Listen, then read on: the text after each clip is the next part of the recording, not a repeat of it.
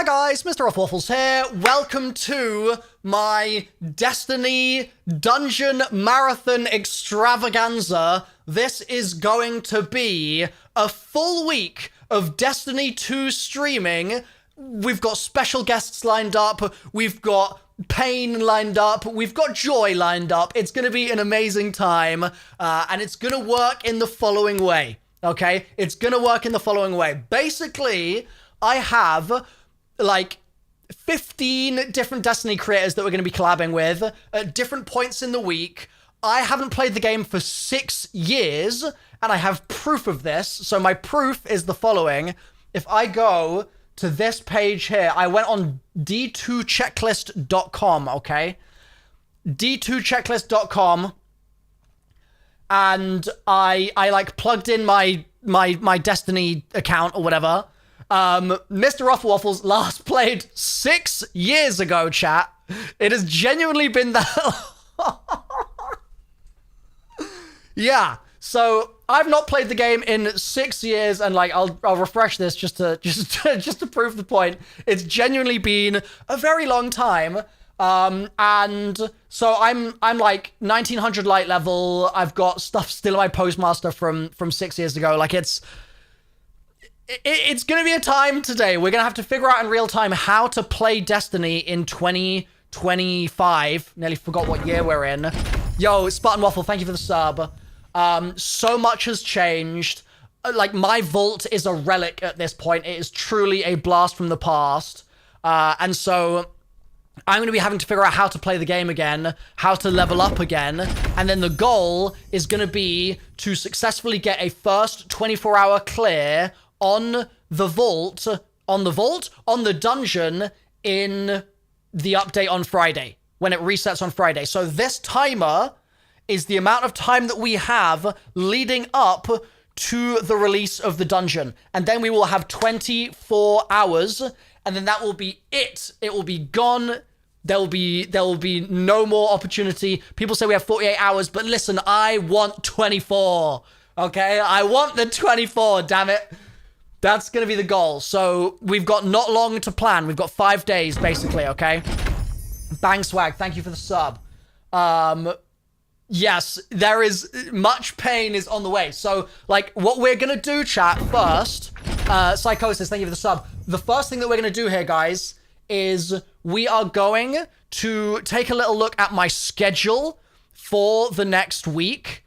And I'm going to show you guys a little bit of the stuff that I've got lined up. And believe me, trying to plan all this has been very difficult because I've been trying to plan it basically in the last 48 hours. This is a very last minute idea, but that's the way I roll, baby. So let me just show you guys a little bit of some of the stuff that we've got lined up as a little plan here, okay? Let me just get this lined up. Yo, Piggy, thank you for the sub. So this is the very loose schedule. It's very, very loose right now. Like, I cannot stress how loose this schedule is. But this is just some of the stuff that we do have planned. So today is Sunday.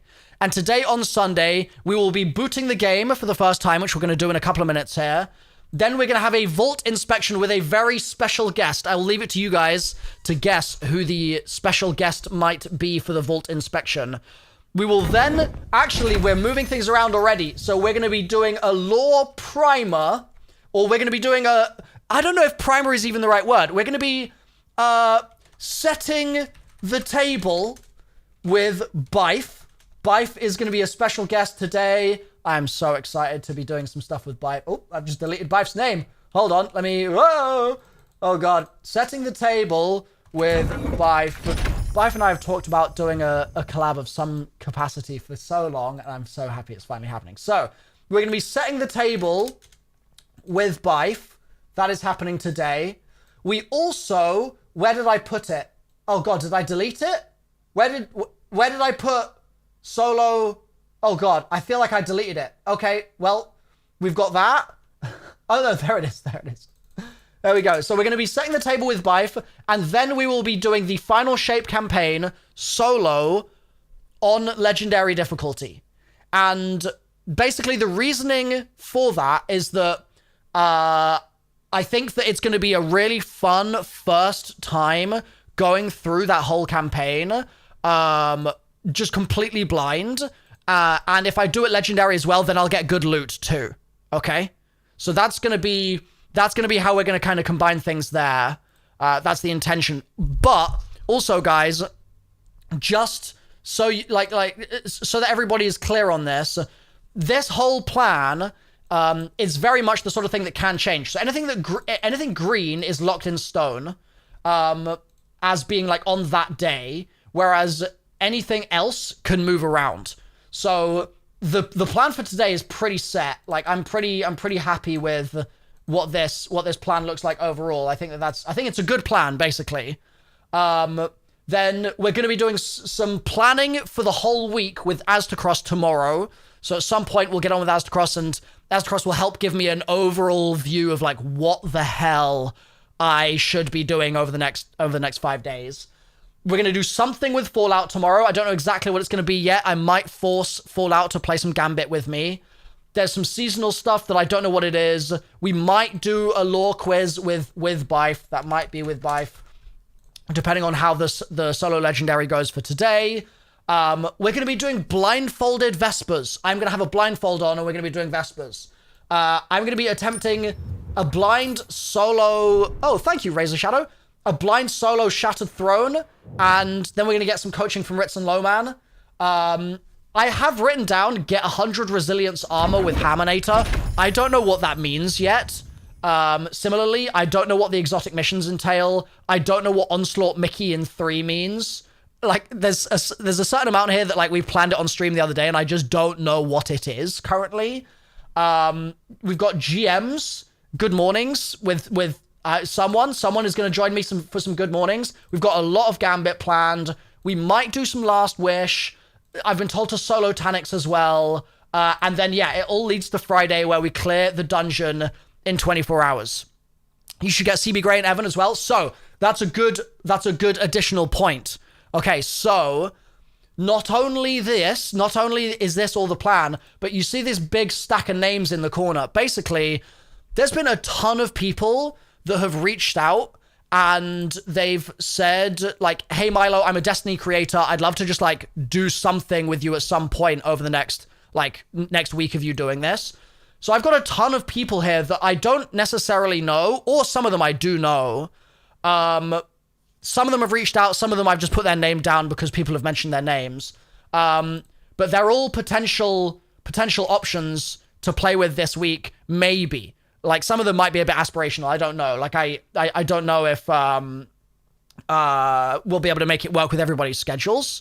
But yes, this is the plan, basically, is to try our hardest to fit it. Like, I want to basically summon the Destiny Avengers, okay?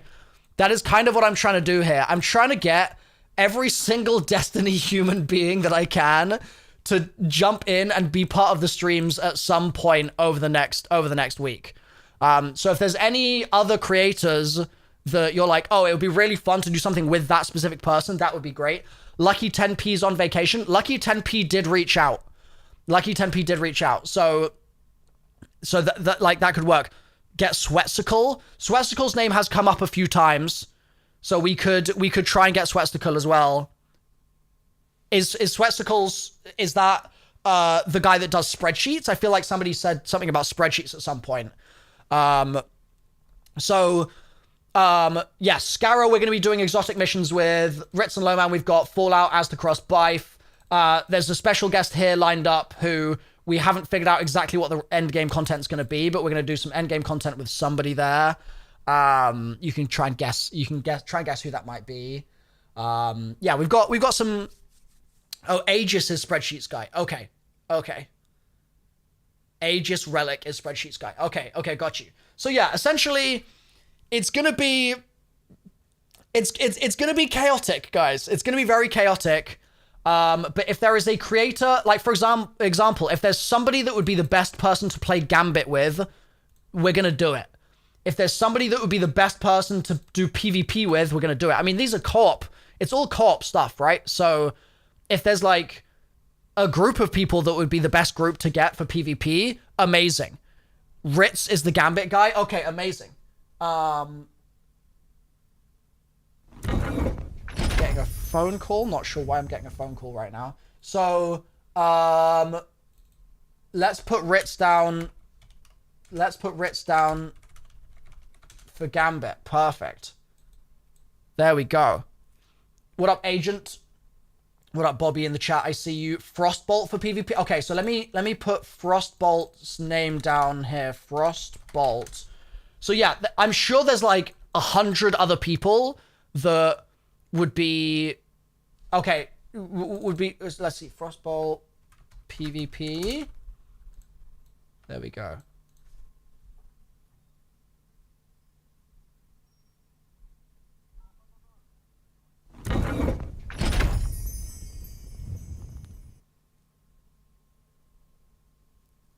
Okay, Okay. Sorry, I just got a little distracted there, but I'm good now. Just add Water with the sub. Thank you, Water. Water, I've got you down as Probina worship. I feel like at some point it would make sense for us to do some Probina worship during this week. I think that would... I think that would make sense. Just a small Probina worship session. Miscreant, Lebo Frog, thank you for the subs. Lehan, Mustafa, thank you guys. Razor, I appreciate you. Self Protector, Lousy, Punky Man, Piggy, Exo Connoisseur, Psychosis, J Bangs Wang, Eat 'em Up Tigers, Spartan Waffle, Gorktavius. Thank you all. Thank you all. So yeah, basically, there's a whole mix of things being planned here, guys. But the ultimate goal is it's all going to lead to sort of three main things. Number one is it's going to lead to clearing the dungeon in 24 hours on Friday. Okay? That is the number one goal. Number two goal is that I think it would just be really fun to do as many Destiny creator collabs this week as possible and just like immerse myself in the Destiny world and meet these people where they are in their element, whether it's Lore with Bife, whether it's Gambit with Ritz, whether it's forcing Bog to do some kind of crazy challenge with me, whatever it might be, that is going to be the goal. So that's goal number two. Goal number three, the final goal, okay, final main goal is the following. So, I have only completed a certain number of the raids in this game that there have ever been. I did Vault of Glass when it came out in Destiny 1. I did Shattered Throne Dungeon a couple times during the Niobe Labs season. I did Scourge of the Past in the first 24 hours it came out. That's my only first 24-hour clear was Scourge. And I've done Last Wish a couple of times, but I don't remember a lot of it. But I have done it a few times. That's it. I have done some of the other raids, but I have literally no memory of them because I did them once, I got carried through them, and I was like looking at the ground the whole time. So like I feel like I've been in Leviathan, but I don't know anything about it. And so the third goal, basically, yeah, I've never done a contest raid.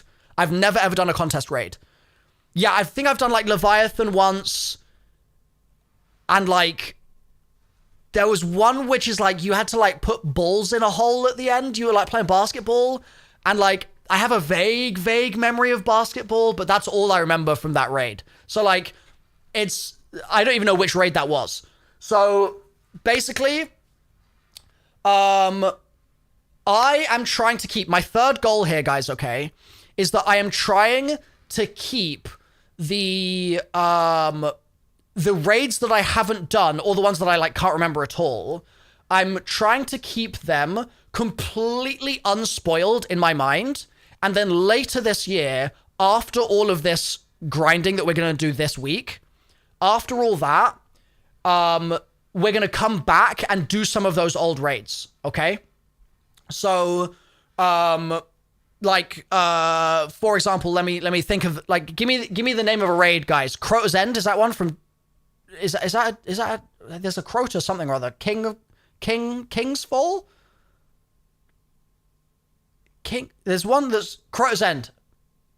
Crota's End, okay, perfect. So with Crota's End, like with that, I don't know what that is, right? I don't know how to access that. I don't know anything about it, but I think it will be really fun later this year to go into Crota's End blind and like solve it for the first time without help from chat. In the same way that Evan came over to the zombies community and solved some of the zombies Easter eggs blind this year, I want to go back to these like old raids and solve them blind without help. It's going to be a nightmare. It's going to be horrendous, but that's going to be the goal. Also, another thing that I do need to add to this, Bog suggested I blind duo Ron first encounter. So the only spoiler I want for Ron is going to be that I'm going to, at some point, it's going to be a sub goal probably, to blind duo the Ron first encounter. That is a thing that has been suggested. So yeah, that is the overall goal here. That is the overall goal. My account, like I said before, guys, my account, if I go over to this page, my account, as you can see here, I've not played Destiny in a very, very long time. It's been 6 years. It quite literally has been 6 years. So there's going to be a lot of learning how the hell this all works as we go. I don't care what else happens, says Bife. At some point, we're doing a lore run of Vow of the Disciple. I've never heard of Vow of the Disciple before in my life. You could have made that up, and I would have no idea. I would truly have no idea. So, yeah, I've got 7k Glimmer, so I'm rich, baby. I don't know what that is. Upgrade. I've never seen that before. So... Oh, there's also something with, like, I fought a green worm at the end of something. Was it I don't remember the name of that thing. It was something with an X. I fought a worm at some point. So, maybe that wasn't a raid. That might have been a mission. Maybe that was a mission. I actually can't remember. So, Zol. Yes, I fought Zol. I have beaten Zol. I think I've beaten Zol as well. So I've done that. Whatever raid Zol is in, I've beaten Zol. And I've beaten whatever the Riven, I guess, in Last Wish. And I actually don't know if I've ever cleared Atheon. I'm not sure. I think I've tried about 100 times. I don't know if I've succeeded. I think I have, but I'm not sure. I did Spire of Stars. Okay. Spire of... I killed Zol in Spire, then. Okay, so, guys, I don't want to keep Datto waiting. So, we do have a special guest here, and I've just spoiled who it is. We are going to be jumping in for a vault inspection with Datto. That was not meant to be revealed yet, but I've spoiled it. So, we are going to be doing a Datto vault cleaning session. But in order to do that, I need to boot up the game. Okay? I need to boot up the game. So we're going to go cam only here for a sec. This is, again, like I said, this is the amount of time we have to prep here. His name's in the title. Oh. Okay, my bad. So I'm going to boot the game up for the first time in 6 years. And we're going to embark on this journey together, chat, okay? It's going to be a wonderful time. It's going to be glorious. It's going to be a very messy time as well, no doubt. But it should be a fun one. So what I'm going to do here, I don't know if there's going to be like a cutscene or something that I'm going to have to watch. So we're just going to double click the game and see what happens pretty much. I have to install BattlEye? All right, hold on 1 second. 1 second, let me just make sure that I don't accidentally, like... am I gonna have to restart my PC? Oh god, wait, no! This is gonna ruin everything, dude. Please tell me that's just gonna work. You better not make me restart my PC. Okay, it says updating. I think we're gonna be okay, chat. I think we're gonna be okay. Learning vow symbols? What does that mean? What does that mean? Am I gonna have to learn a language? Like, huh? Have I done a Destiny raid before? I've done 1 or 2, yes, 1 or 2. So it says that, allow access. Do it. Do the thing. Here we go, chat. You're gonna have to tell me if game volume is okay, like all these sorts of things. Yo, thank you for the dono. I'll read that in just a second here. Final shape, baby. Let's go. Music's pretty hype. Oh. Okay. Ba ba ba ba. Oh. My screens are all going black. Everything is freezing. Everything just froze up. HDR is on. No, no, no, no, no, no, no, no, no, no, we don't. I don't think so. How do I turn that off? Wait, I do not want HDR. Okay, we'll have to go in the settings and figure it out. Cross save. Ooh. Oh, okay. Nice. I did not know that was a thing. Let's get that off the screen. Okay, accept this. Yep. Play with Guardians across all platforms. A new Bungie name's been assigned. This is because either one of these things has occurred. You're logging in for the very first time, or you've recently changed your Bungie name. Wait. This isn't the first time I'm ever logging in. I have a character. It better not delete my character. That's what I'm saying. Otherwise, the vault inspection's going to be inspecting nothing. Let me just... Oh my god, my screens are absolutely hating this right now. Everything is blinking black. Oh god, what is happening here? Come on, work with me. Work with me, Destiny. I just need to get you out of full screen mode, that's all. And I need to turn HDR off. Okay, it's loading something. Another loading screen, okay. Even the loading screens look different. I don't remember any of this, like, fingerprint business. What is it a fingerprint of?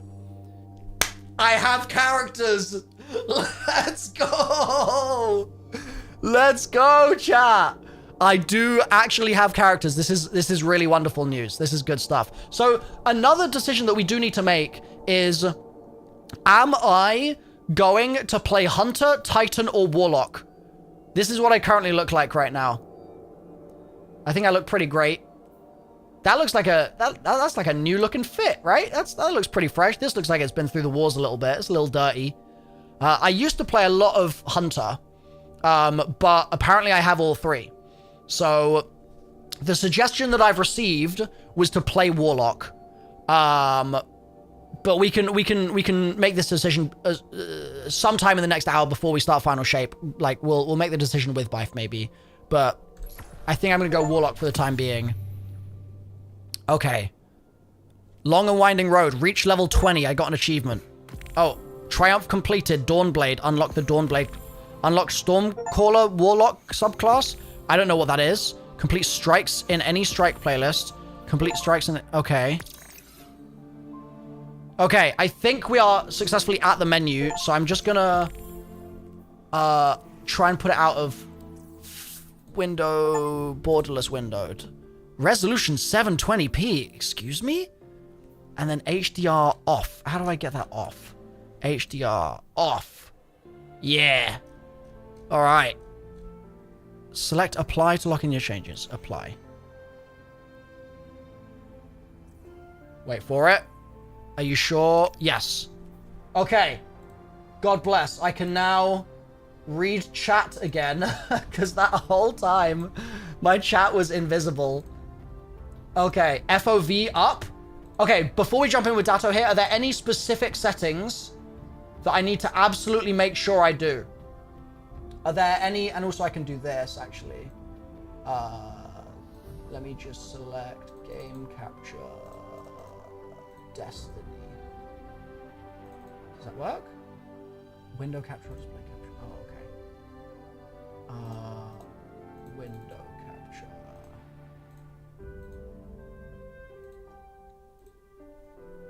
Okay. There we go. There we go. We're in business, baby. We're in business. So, yeah, are there any settings I should change? Fireteam privacy to invite only. Where is that? Social? Fireteam privacy, invite only. Okay. FOV and friend requests off. Friend requests closed. Clan invites, friends only. Full auto, helmet always on? Okay. some of this, I don't want to keep Datto waiting too long. So, okay, field of view, I've got a 105. That's fine, right? That seems fine to me. All these other graphic settings look fine. Have nothing public, basically. Okay. Clan and friends only, invite only, friends only, invite notifications. I guess all? The helmet stays on? Is helmet stays on here? Everything is fine? Okay, okay. Video gameplay, helmet stays on. Gameplay. Helmet, always on. Motion blur off. Ooh, is there a motion blur setting here that I need to get rid of? Motion blur. Ooh, yeah, off. Hell yeah, thank you. Okay. Aura. Is that a setting? Is that a thing? Auto melee, auto fire, separate powered, unpowered melee keys. Full auto in gameplay. Full auto firing, on. Full auto melee, on. I don't know what that means, but we're going to turn it on for the time being. Is this ghost thing going to go away at some point? Is it going to stay there? Okay. Ghost shells can now be upgraded and have a selection of mods that can be equipped with them. Press F1 to open your character screen to access your ghost shells. Okay, is that going to make it go away? Okay, good. Good. So, let me figure out how to get Datto in here. Datto says if you need it. Okay, so I need to get to the tower, right? Chat, how do vault inspections work? I didn't apply the changes. Wait. Is that why I'm getting so many friend requests? What? How do I thought I... Huh? Video? No, it's borderless window. It's saved. It's saved, guys. Right? I think. On social, turn it to all off. Okay. Just closed. Closed. Turn on whispers. Is that down here? You'll need to share screen with Datto and he'll tell you what to keep or what not to keep. Okay. So, voice chat, off. Push to talk, off. Team voice channel, opt in. Text chat, off. Okay, we'll do not turn off whispers. Okay, text chat on.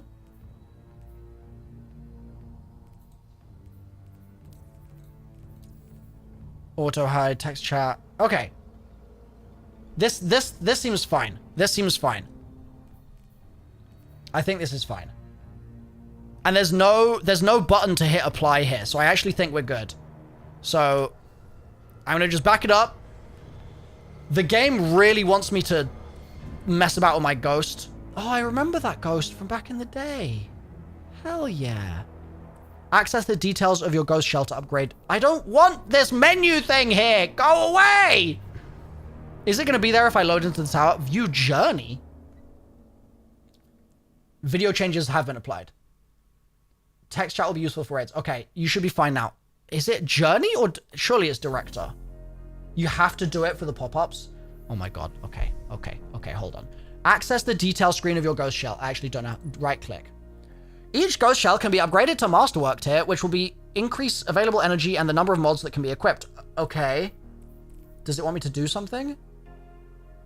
It's gonna make me use my hard-earned glimmer? How dare you, dude? Do I press escape? Okay. It's gone. It's gone. I don't have to spend the glimmer. Okay. Victory. Victory, chat. We made it. We officially made it. We're free. We're free. Freedom. Okay, so I'm going to open the director. Oh my god, that's very different. That is very... What is Savathun's throne world, bro? What? Huh? Wait, there's a black hole now? Okay, I'm glad the Cosmodrome... Wait, isn't the Cosmodrome Destiny 1? I'm confused. I can't remember how this works. I remember Nessus. That's something I remember. I also remember the Dreaming City. I remember those two places. I don't know what the Pale Heart is. Wait, that's in the Traveler? Are we going in the Traveler? Is the campaign inside it? Oh, dude, this is gonna be crazy. This is gonna be crazy. Okay, so where is the tower? There's the tower. What is this gold symbol? Why does that look like... I've been looking up Marasov for totally innocent reasons, and Marasov has like a little yellow badge on her chest. Is that the same badge?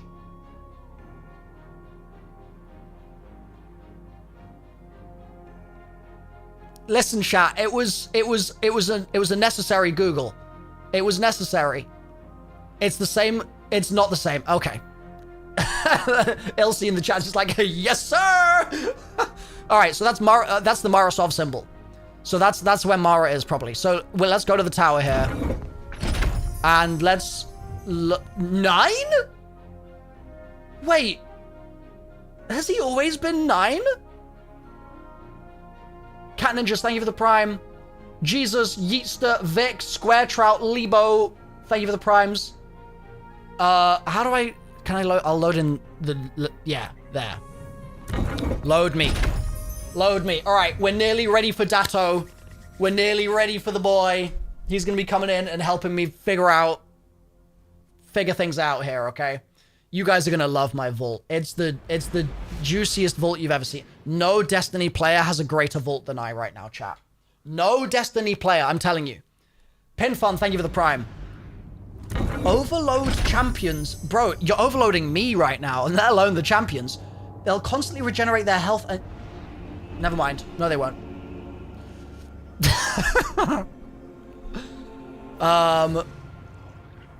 It's so dark, bro. What the... Can I... Wait, hold on. Can I turn the brightness up in the game? Before I do any more exploring, is there a brightness setting, or am I just an old man? Brightness? Adjust brightness? 7. Is that gonna be... Do we hate that, chat? Or is that okay? Is that a legal move?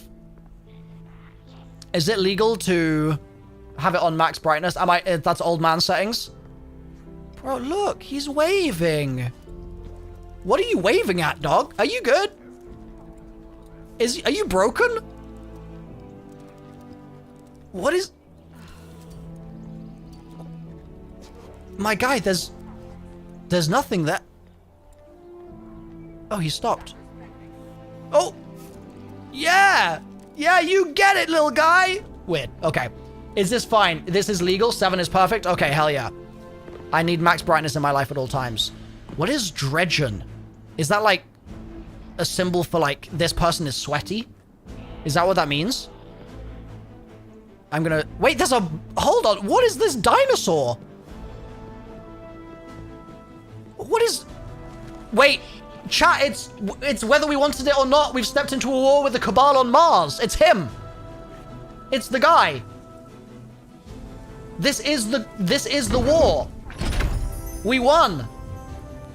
This is a sign. We must have won. If he's here, that's crazy. That's crazy. So there's... Wait, is that an NPC that's the sweat, or is that the... No, that's just a person. I'm just tearing into some random guy. My bad. Yeah, the last Destiny meme that I've consumed was whether we wanted it or not, we've stepped into a war with the Cabal on Mars. Wait, where was Mars on the map?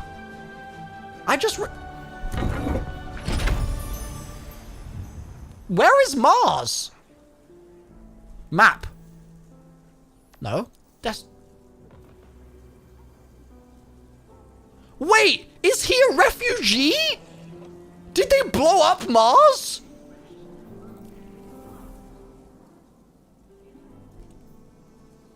Is it? It's... Bro. Whether we wanted it or not, we blew up this man's home planet. Feels bad, dude. What the hell? Okay. That is... I'm so sorry for your loss, enormous dinosaur man.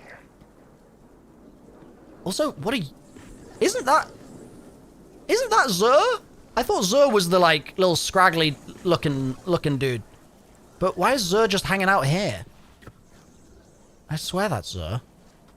Or is that the spider? I remember there's a person called the spider as well. They've got, like, babies on them, though? Oh. Maybe that's, like, Zur's wife? Maybe? Oh, hell yeah. Are we Fortnite now, chat? We've got bunny ears?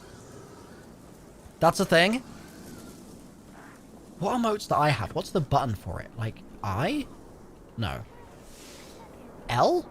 K? P? O? M? No. N? B? H? G? V? F? C? X? Bro, what is the button for emotes? Arrow keys. Yo, that's a crazy emote, right? MrRoflWaffles cringes.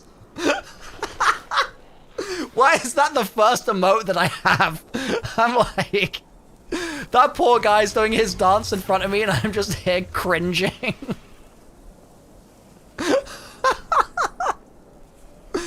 Okay, what else? Ice skate? Excuse me? Wait, what is that? Wait, what is going on? Okay. I'm holding hands with this dude. What else have I got here? Oh, yeah. Hell yeah. I don't know what's happening. We have that. We've got... Oh. Oh. Oh. Hell yeah, we have that. And then what's my last one? What is this? Okay, hell yeah. I'm ready, chat. I am ready for war. I am ready for war. I'm just flowing, exactly. I'm just vibing. I'm ready for war. You know who wasn't ready for war? This man. Rest in peace, Mars. Okay, so let me figure out, where do I go for the vault? Where do I find that? What is this? That looks like, I don't know, like multiplayer stuff or something, right? Or is it Hunger Games? I don't know, just looking. Where do I go? Where is the vault again? Can you guys remember where the vault is? I mean, can you remind me, sorry, where the vault... Not can you remember. I'm sure you can all remember. The big wall. I need a schematic to read the schematic. This? Somewhere here? Oh, that's got to be the vault, right? Access, okay. Chat, it is Datto time. It is Datto time. Glyphocate in the chat said just passed it, but they typoed, so it really looks like they just said just passed out. It's just like, this is already so embarrassing that they're like, okay, I've had enough.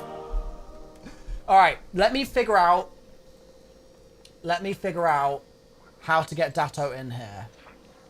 What we're gonna do is I'm going to say thank you to I Miss Shots, Phoenix, Arkham, Saraskin, OG Famous, Sun, Zentry, Shatagan, Pinfun, Cyclops, Cat Ninjas, Cods, Jesus, Yeetster, all of you guys for all the subs. I appreciate you guys. It's Datto time, okay? So let me see. Yes, As the Cross will be joining us at some point. We have a plan forming. Let me see. I'm just gonna... Oh? What am I dropping? I just dropped something. I dropped a controller. Okay. Let's get out of the way. I'm just gonna blow my nose, chat. I'm sniffly. Give me a second.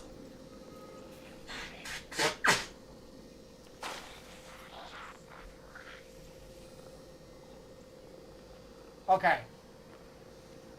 So let's see. Up arrow in character screen to access the up arrows. That's me cringing. That's the cringe button. So, think I'm good to go. Datto said, call me whenever you're ready. Okay. Hello.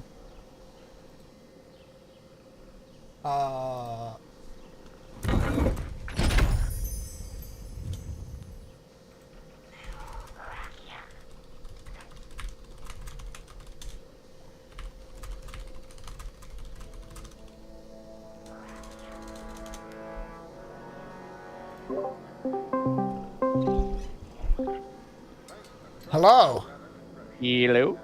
Hello there. Is that a Datto that I'm hearing? Yeah. Yeah, it's me. Yeah. Yeah. It's nice to meet you, dude. It's been a long time coming. I feel like we might have actually met in extreme passing, at like a random Destiny event over the years, but I don't remember when or that where. wouldn't surprise me too much. It's from like the super early days. Yes. Yeah, I found a video the other day of the Taken King launch event that I was at in London. Yeah.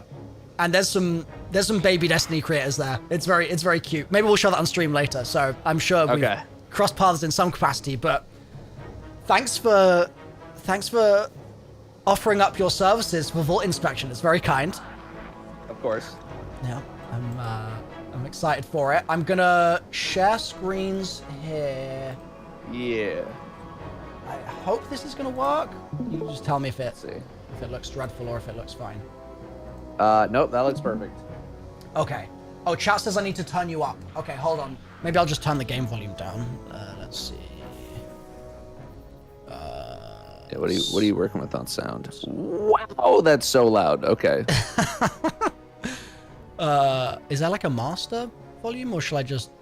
No, they're all individual. Okay. Let's do this, and then let me turn you up in Discord. There we go. All right, chat. Can we get a 1 2 1 2 and we can Mic see? check, mic check 1 2. This is about as loud as I'll be talking. How's he sound, chat? Does he sound okay? Has the balance been found with the appropriate game volume? Yeah, perfect. Okay, brilliant. So, as I mentioned to you on DM, I've not played the game for 6 years. Yeah. I believe I've got stuff in my Postmaster, and obviously the vault itself needs inspecting too. Which should we do first? Let's clear out the Postmaster, just because that's usually like, I mean, you can only have 21 items in your Postmaster. Oh, okay. So that can be cleared out pretty easily. You Okay. do want to keep that clean if possible, because if you hit 21 items, it's going to start pushing out other items. So that can get like, it's usually not the biggest problem. I feel like it's more of a problem for people who like are just mindlessly grinding some of the more end game content, and their engrams are full, and so everything just goes there. And people have used the Postmaster as like another 20 slots of vault space, so they'll hide like, you know, end game materials in there and all that kind of stuff, just because they have no other way to hold it.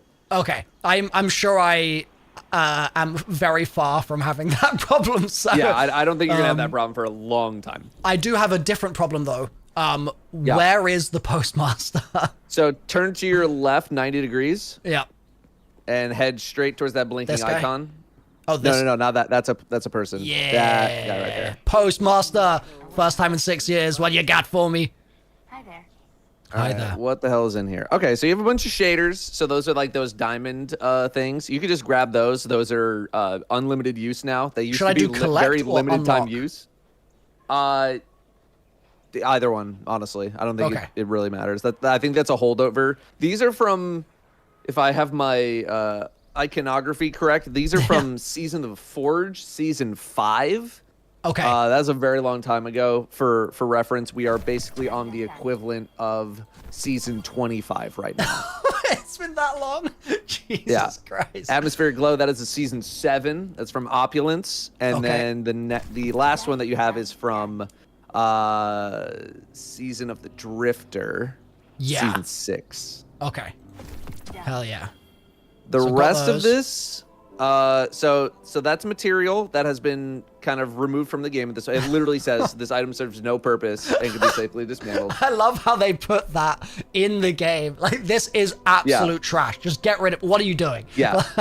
Well, because it used to be, you used to need these materials to do certain things, but then they kind of like retired that system. But they Right. left them in the game because you can, if you want to hold them as like I have a full vault page of just like novelty garbage that you just can't get anymore just because I think it's fun. Yeah.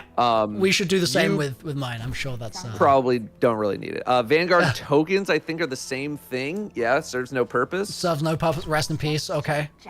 What is this? Next, we have a catalyst that you're definitely going to want to collect. So this is basically an enhancement to a legendary weapon, or sorry, an exotic weapon. Okay. And in this case, for tractor cannon, you get more ammo. So to actually unlock a catalyst, it usually requires you to do some sort of task. Most of the time, it's just get a bunch of kills with the weapon. Is this the same thing as I remember with Whisper? When I got Whisper back in the day, I think I feel like I had to get a catalyst and like charge it each week or something. Or was that something else? That maybe it was like a quest that you were doing to actually unlock the catalyst eventually. But yeah, Whisper does have a catalyst as well that makes it like really, really good. So yeah, this is a very similar thing. Get a bunch of kills with tractor cannon, and now you can hold more ammo with it. Sick. So you have the catalyst, but it's not completely unlocked yet. Oh, and then this. So there's like very few things I remember from the game back in the day, but I do remember the names of certain. I don't know what these are called. The like attributes at the bottom here.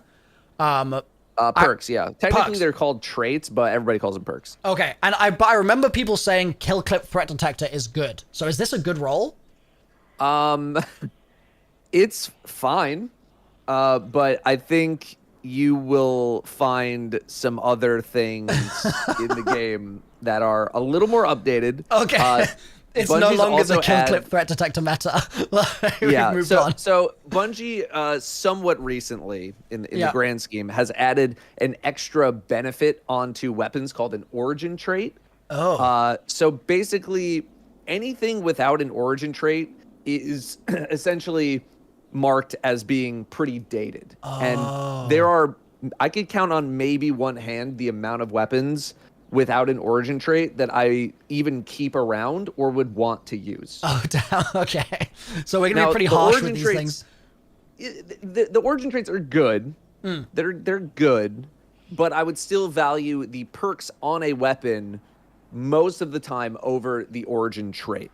So this thing is fine, but do I think you really need to keep it? No. Okay. Well, we'll collect it here just so that it's in the vault, and then there's this random blue that I guess we can you can get rid of the blues. You're not really gonna be dealing with blues. Okay. Goodbye, blue. It's been nice knowing you. So that's my Postmaster. Okay. I guess it's time for the vault itself, yeah? Yeah. Wait, hold on, just real quick. Is there, should I do engrams as well, or no? I mean, you can, why don't you bring open your inventory and I can see what you got. Okay. I think there's something somewhere. Where do I find them? So I think you just hit like D on the keyboard. Should swing over to your inventory. Okay, yeah. Yeah, we've got these. Okay. Nostalgic. Wow. Yeah. Those are like, these are relics. You cannot get these anymore. Okay. You might be one of very few people who even like has these across everybody ever. Like the only people who still have these are people who who are like you, who have just not played in years. They basically died. Yeah. That is okay. These things are, and they're both okay. So that's why your Eververse is blinking. Wow. Okay. I mean, those would be fun to crack, but here's the thing. Should I leave them there? 10 engram slots. You only get 10 engram slots, and playing this game with 10 engrams fully taking space in your inventory is miserable. So you're gonna want engram space, at least one at a bare minimum all the time. Ideally, you have as many as you can. Okay. So this is fun to keep around.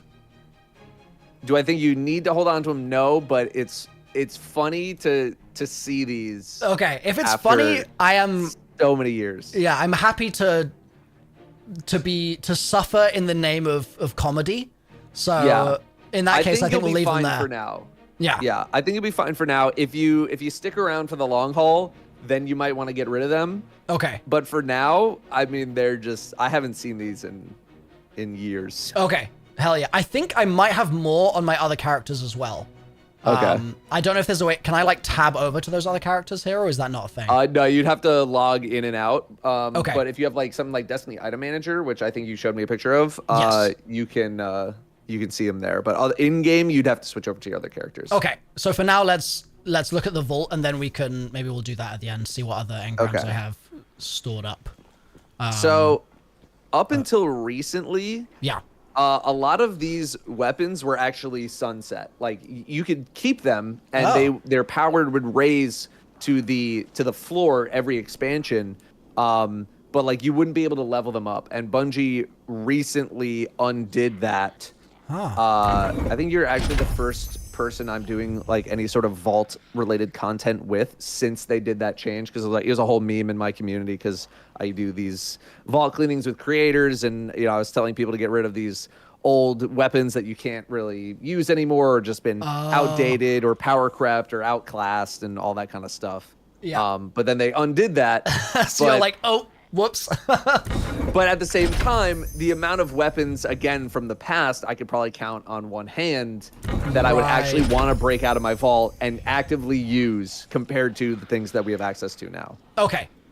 So there's unlikely to be many gems in the vault here, but there might be 3 or 4 kind of vibes. Maybe. I would be surprised if you had 5 or more.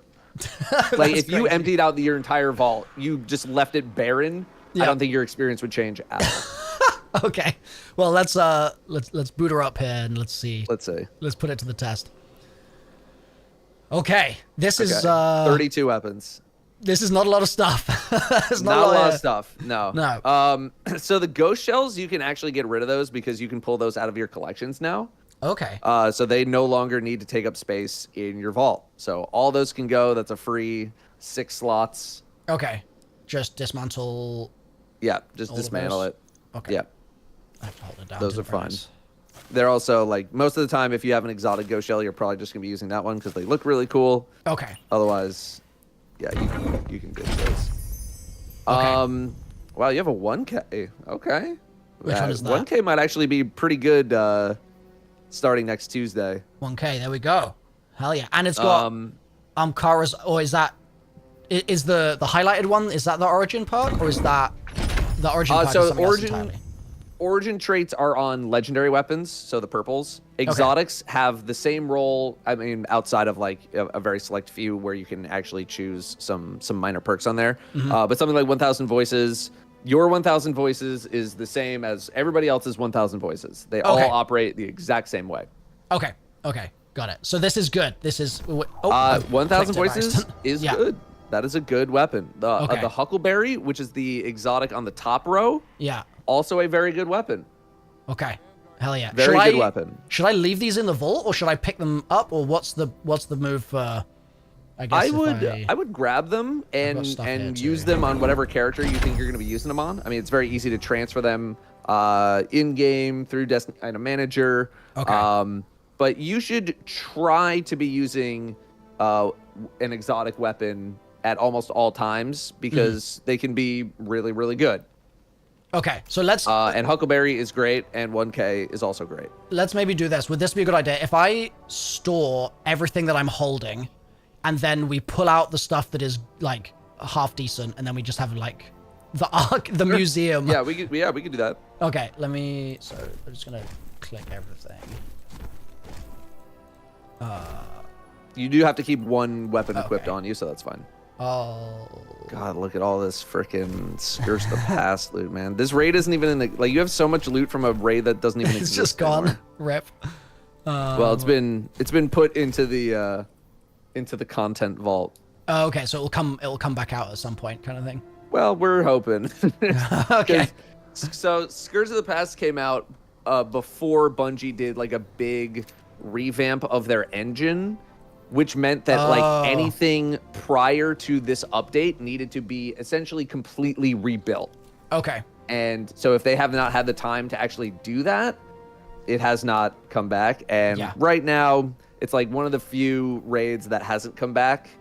And so we don't know. There is no timeline for it coming back right now. One day. Which One day, sucks, man. like Okay, so we've got some clothing here as well as the weapons now. So we said we liked Huckleberry, so I'll pull that out. Huckleberry's great. good. Huckleberry's a great primary SMG. It can have really high uptime. It also has I believe it's the only weapon with the unnerfed version of the perk Rampage. So Rampage got nerfed a while ago to only provide so much of a benefit on legendary weapons, but on that weapon in particular, it's still really, really good. Okay. And then we'll pull out 1,000 voices as well. Yeah. So the other exotics here that we've got the Prospector. Do we like it? Prospector's okay. I would probably personally rather use a legendary grenade launcher, but it's okay. Okay. It's okay. I'll take okay. Also, is there a thing? Should I, if I'm like, it's kind of meh, should I dismantle stuff here? Because I feel like people in chat have been saying that there's a way you can like pull stuff out of, not your vault. I can't remember what people call it. It's either your collections. Yeah. Okay. Yeah. So should I? Exotics? Yeah. You can. So let me show you that menu before we delete anything, just so you have some amount of confidence in doing it. So go back to your character menu. Yeah. And then you're gonna go to collections. Oh, I see. And then exotic. Recently discovered. Random stuff. Okay. Exotic. And then we would go to power. Oh, you got a little Outbreak Perfected in there as well. Okay. Hell yeah. That's a great weapon. Outbreak Perfected is a great weapon. We got Tractor Cannon as well. Thunderlord, you got Whisper in here. Darcy's getting a nice buff. What else we got? Nothing from this page. Yeah, nothing from that page. Okay, you got some good stuff in here. You got some good stuff. This is music to my ears. This is the stuff I'm gonna be relying on for the dungeon. So. Yeah, I mean, Darcy's getting a nice buff. And what else you got in here? Yeah, okay. Graviton Lance is excellent right now. I think Hardlight's also getting a kind of nice buff. Okay.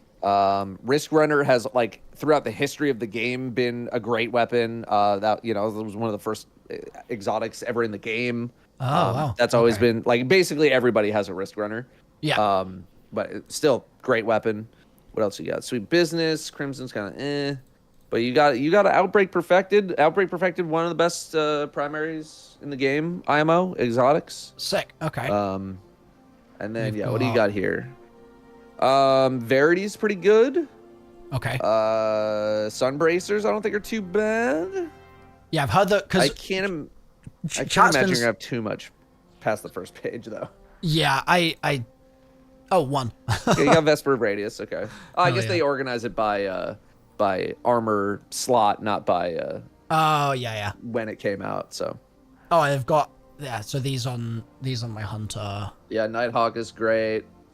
Young Ahamkaras, I think they're giving some juice to. Orpheus Rig has historically been one of the best exotics in the game, period, for PvE. Oh, wow. Okay. Nice. Yeah. Nothing on that page. And Titan. Syntheseps are great. Skullfort's good. Doomfangs are good. Worm God is also good, but you're probably not going to be using it. Peacekeeper's got a huge buff. Peacekeepers with the Huckleberry, by the way, like goated setup.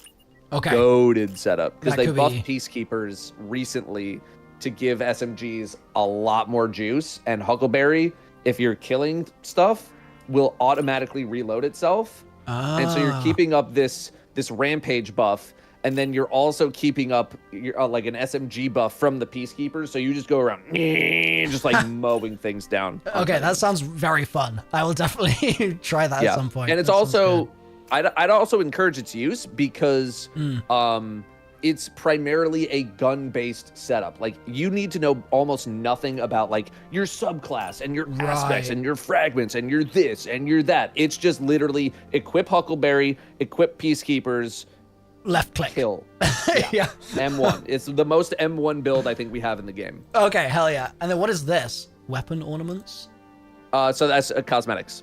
Oh, okay. I have 8 out of 290. So Yeah, there's a lot. Yeah, not a lot going on there. Okay, so from here I just I see reacquire. Yep. And it's not too expensive either, like 2.5 No, equals very 100, so. very cheap, relatively speaking.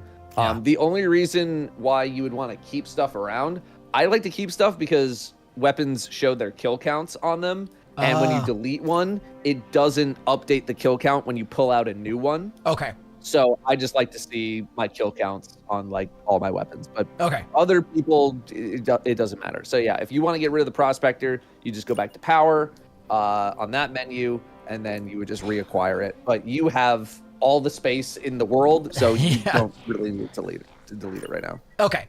We can leave it there. Yeah, but just to just show you like here's where you go to pull things out. Yeah. So with all of these purples, there's yellow borders. What are those? So that is masterworked.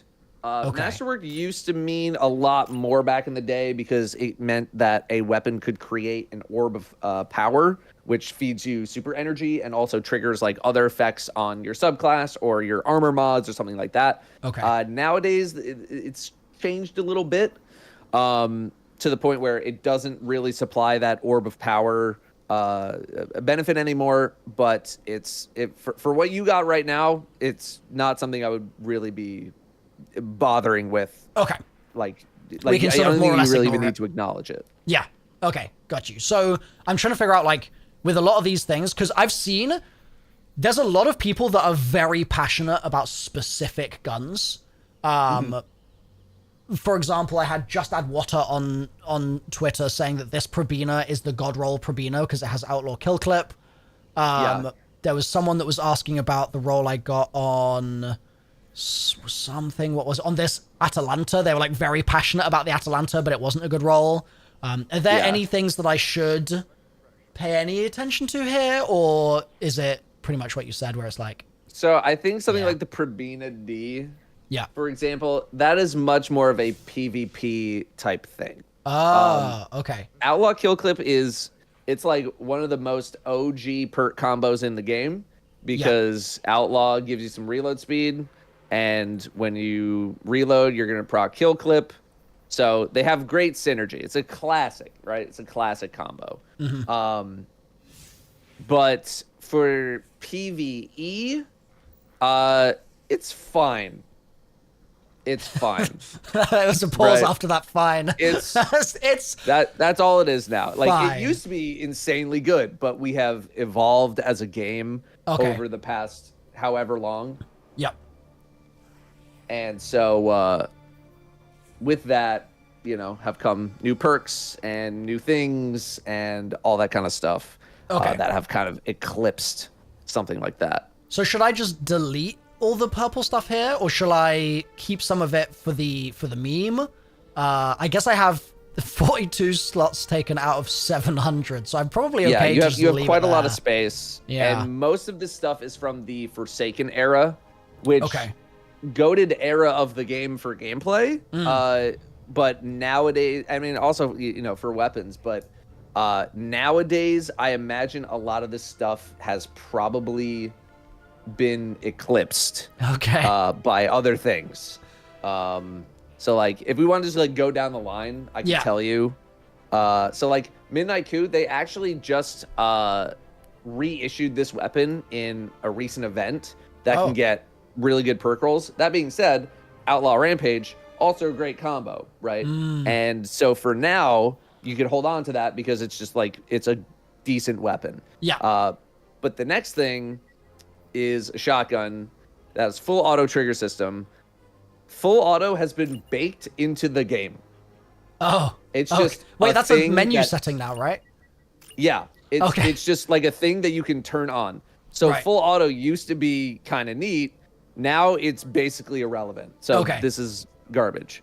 So this is one that we should actually, I know chat's going to be eyeing up every single deletion here, but this should actually just go, right? This is like... Yes. And no realistically, do I think we could delete your entire vault and just be on our way? Yes, I do. Okay. So parcel. This is one that I've seen a lot of people excited about. People are nostalgic about parcel. It's a lot of nostalgia. And for some people, you know, some of these older weapons have a place in their heart. Like, oh, I was using this for PvP or like whatever.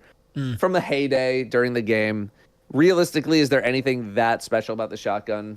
Not really. Okay. Like, do you have any kind of an attachment to like anything here? Is there anything that's like memorable to you? From an archival perspective, a little bit. Yeah. But then also I'm trying to remember like what I used to use, and like a lot of these I've been noticing they say enemies defeated 0. So like that. So clearly this feature was added. 42 on the after hand cannon. You were probably playing. So yeah. So that is you know, I don't want to say not to be new, trusted. But Yeah. Okay. It wasn't in the game for a very long time. Okay. Yeah. Got you. So yeah, You're probably gonna have 0 on basically everything. I can't really. I remember using the Tiger Spite a little bit. But it's a very vague memory at this point. So yeah. So if you do have some memories on any particular weapon and you want to keep it around, you can keep it around. It's no big deal. But like Supremacy also got a reissue. It's actually a very good weapon now. But would I be using this one with Outlaw Kill Clip outside of PvP? No, and even then for PvP, I wouldn't be using this thing. Fair. Okay. I've got a lot of Outlaw Kill Clip. Like clearly I was like stacking that. Back in the day was goated. Go Figure is like one of my most used weapons of all time. Oh, really? And I have Outlaw Kill Clip on it. Yeah, let me Oh, hell yeah.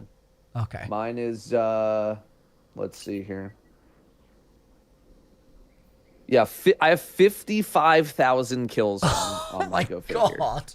And it's Outlaw Kill Clip. Is that a Go Figure that has it's a reissue with a new perk then? The new I don't think Go Figure has been reissued. Oh, so you're using one of the original ones.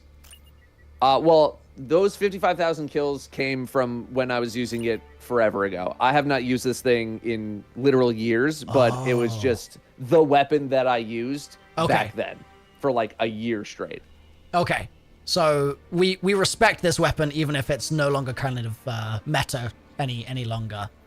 I respect it because it's what I used. Yeah. You don't need to show it any respect at all if you don't want to. Okay, well, screw you, Go Figure. And realistically, are you going to use this thing? No. Okay. Smuggler's Word, I have no memory of at all.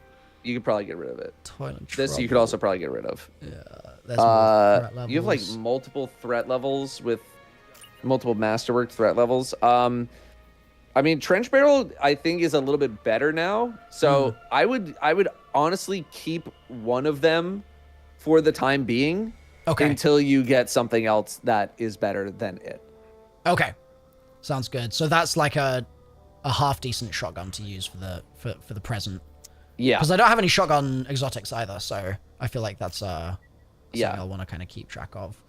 Yeah, and threat level is also from Scourge of the Past, which is not in the game anymore. So I'm sure there's going to be a lot of people yelling at you to be like, oh, you got to keep all the Black Armory and the Scourge of the Past weapon, blah, blah. You can keep one. Okay. You keep one. If you hit shift, it's going to lock it. So that way you can't delete it. Wait, do I have to hold it down or?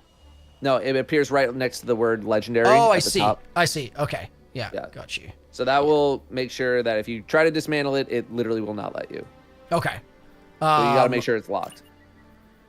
Is there anything here? The Probina, I'm definitely gonna keep. Is there anything here that you'd say is like still actually good? Or is We'd have to hover over everything, but I'm gonna guess probably not. Oh, I remember this. I remember this fusion rifle. I don't know why I remember it. But, so one of the few weapons that could get 2 damage perks at the same time. Back then, it was a novelty. You can actually get multiple damage perks on select weapons nowadays. Okay. So people will yell at you to keep this because it's like, oh, it's a novelty. It's from Last Wish. For the yeah. So like, if you want to keep it for that reason, fine. But then like, you could turn off the stream and then just delete it, and nobody would ever know. Okay. Fair enough. Fair enough. The Last Dance, Tempered Dynamo, Persuader. Yeah, tempered dynamo will be the same thing. Like, you can't get that weapon anymore. So, but are you Okay. going to use either one of those? No. Okay. Or rather, are they good? No. Yeah, like I would use something else in their place very quickly, I guess, it sounds like. Hammerhead got a reissue as well. It's got some insanely good perks on it. Okay. And then there's this, which I don't remember at all. I would just keep one sword just in case, just to like have So I that have a sword, particular yeah. weapon archetype. Yep. In case you want to use it. Okay. But yeah, like pretty much everything in here It's trash. could just be purged. Yeah. Damn. Okay, so what I think we should do is just because some of my other characters are gonna have other stuff in there. Real quick, someone in chat's been saying this the whole time to ask you about the mobile vault. What is that? You can. I mean, there's like an app that you could use on your phone to do some Destiny stuff. Oh, is that what this is? I don't really use it just because whenever I'm home playing Destiny, I have access to Destiny Item Manager, which you do as well. I just kind of use that for everything. I don't really use the mobile vault at all. But you could if you want to. Okay. In that case, if dim is good, I could just pull up dim here just to save me logging into the other thing. Let's just get that up. And also they've made it so you can like they've made vault access so much easier now. Like you can access it in orbit. You can access it in like certain parts of certain maps. Oh, like nice. you can get to it almost everywhere. Hell yeah. Okay.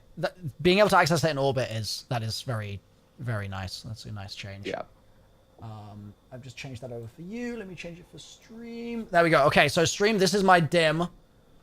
Yeah, I've got this green engram. Notorious? Do we know that is a season 6 engram. Okay. Yeah. From the past. Blast from the past there.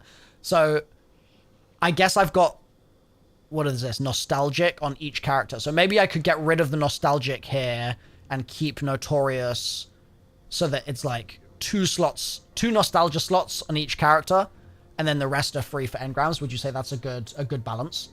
You could do that, or you could just like have one character hold all of them. Oh, I can move them. The rest.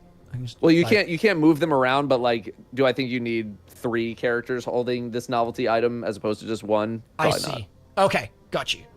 And then we've got more shader stuff here. If I click this, will it collect it? Is that just? I don't know if you can click and drag your like shaders from the Postmaster in, but you can click and drag like those blues. But you're just gonna dismantle those anyway, so it's not a big deal. Maybe I'll just leave them there so I dismantle them when I get them in game. Yeah.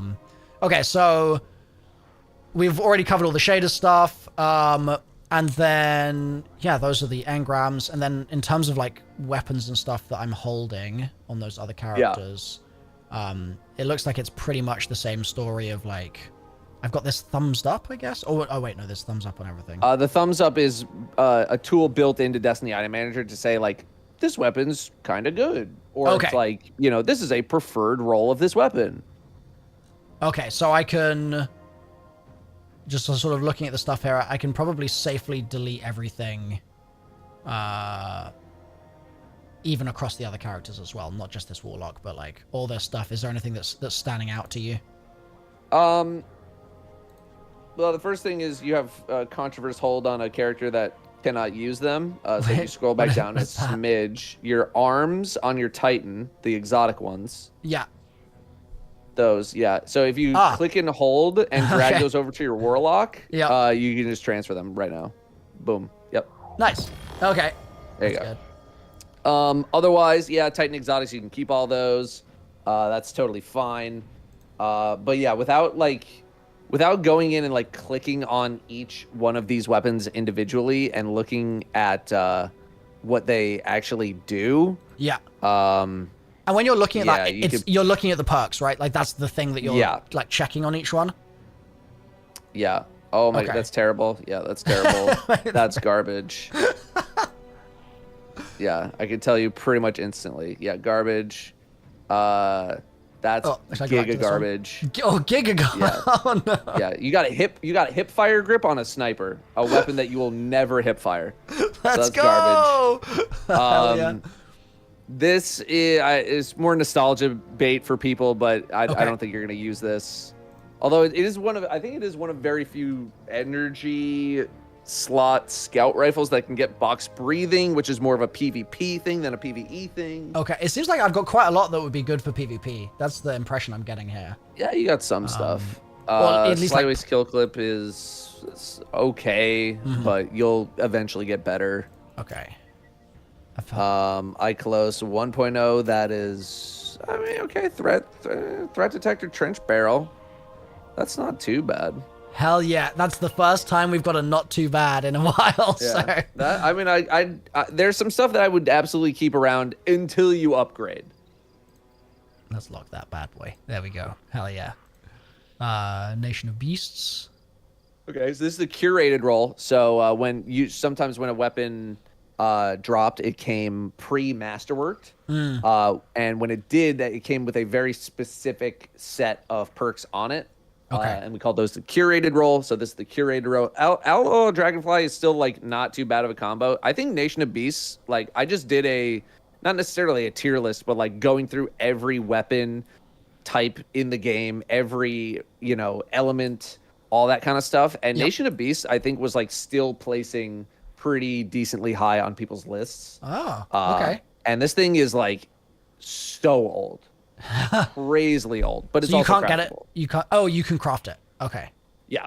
So you can't get like this specific curated drop roll like it used to drop 6 years ago, but you can go in and if you get enough with like this special thing called deep sight resonance on it, if you get enough of those and you get enough like deep sight energy, you can then craft that particular weapon, which means you get to pick individually which perks you want to use on the weapon. Okay. That being said, do I think you're going to get one of those anytime soon? No, I do not. Okay.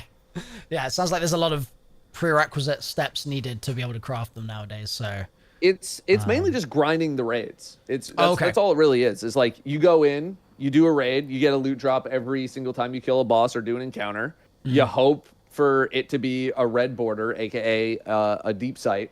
And as soon as you get enough of those, you can craft the weapon. But it just takes a lot of runs. Okay. Which I don't think you're going to be doing. Unlikely to achieve. Yep. Yeah. Age-old Bond, anything good here? Also a curated roll. This particular archetype of auto rifle is like a little weak right now. But again, you could keep it around until you get something better. Okay. I think we already covered the Persuader, maybe. That thing's ass. Last Dance. Yeah, you'd probably get rid of that as well. Okay. Bad rep. Bad reputation. Yeah, ass. Garbage. No feelings. Yeah, you're probably not gonna use this guy. I don't know. Maybe you're like an FPS gamer. You're a giga FPS gamer. I don't picture you like standing in the back plink plonking away with a scout rifle. Okay. Yeah, I will. I'll endeavor to not do that then, because if it gets to Friday and you're like, I'm done with my dungeon. I wonder what Milo's doing, and I'm literally just standing there, just bink. It's especially like if disappointed. you're hopping into the dungeon on contest mode and you're like in the back trying to plink plonk, there's either a very specific boss or an encounter that actually would want scout rifles, which scout rifles for the past few years have just not really been that great. Yeah. Okay. Or you're in deep trouble.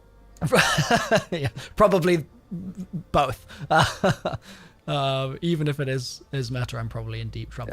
Yeah. Tiger Spy Outlaw Kill Clip is actually fine. Nameless Midnight, that thing's ass. Okay. Yeah, ass. Garbage. Garbage. Wow. That's like an even older. Whoops. That's an even older weapon from the first year of Destiny 2. Okay. So where we didn't even have randomly rolled weapons. It was just when a weapon dropped, these were the perks that were on it, and that was it. Okay. So this is like as trashy as something can get, basically. Pretty much, yeah. Okay. Hell yeah. Well, that's my dungeon weapon figured out. Perfect.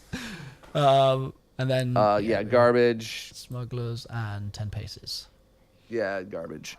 Okay. So overall, I think that's all the weapons. I think we've covered, because this is all the vault stuff, right, on the right hand side. So Yeah, that's your vault. I'm pretty sure we clicked through everything else. So it's a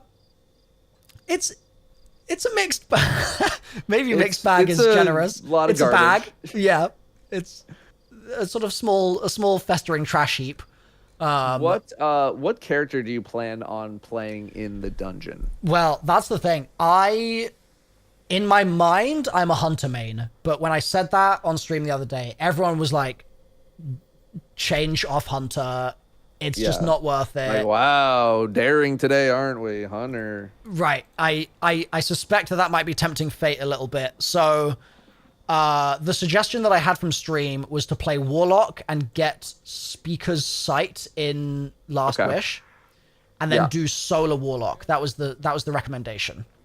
Okay, so Solar Warlock is basically the support setup that everybody thinks about when you're like, I'm going to play support. Speaker's Sight is an exotic that allows you to throw down a healing grenade that then turns into a turret that will then send out little healing seeker balls to your teammates if they are hurt. Okay. Including yourself. So it's very good for like being alive, which you need to do we'll really need in the dungeon. Okay. So it's a good sustain kind of class to keep people up. Yeah, keep other people up, keep yourself up. You also have Well of Radiance, which is an amazing super. It has been for a very long time now. Even after nerf after nerf after nerf, it's still incredibly good. So okay, that's a good call. Good call. Speaker's Sight does not come from Last Wish though. Okay. In fact, did I say Last Wish? I don't know where it comes from. It comes from something. So it comes from, if you want to switch back to the game. Yeah, let me get you tabbed back over.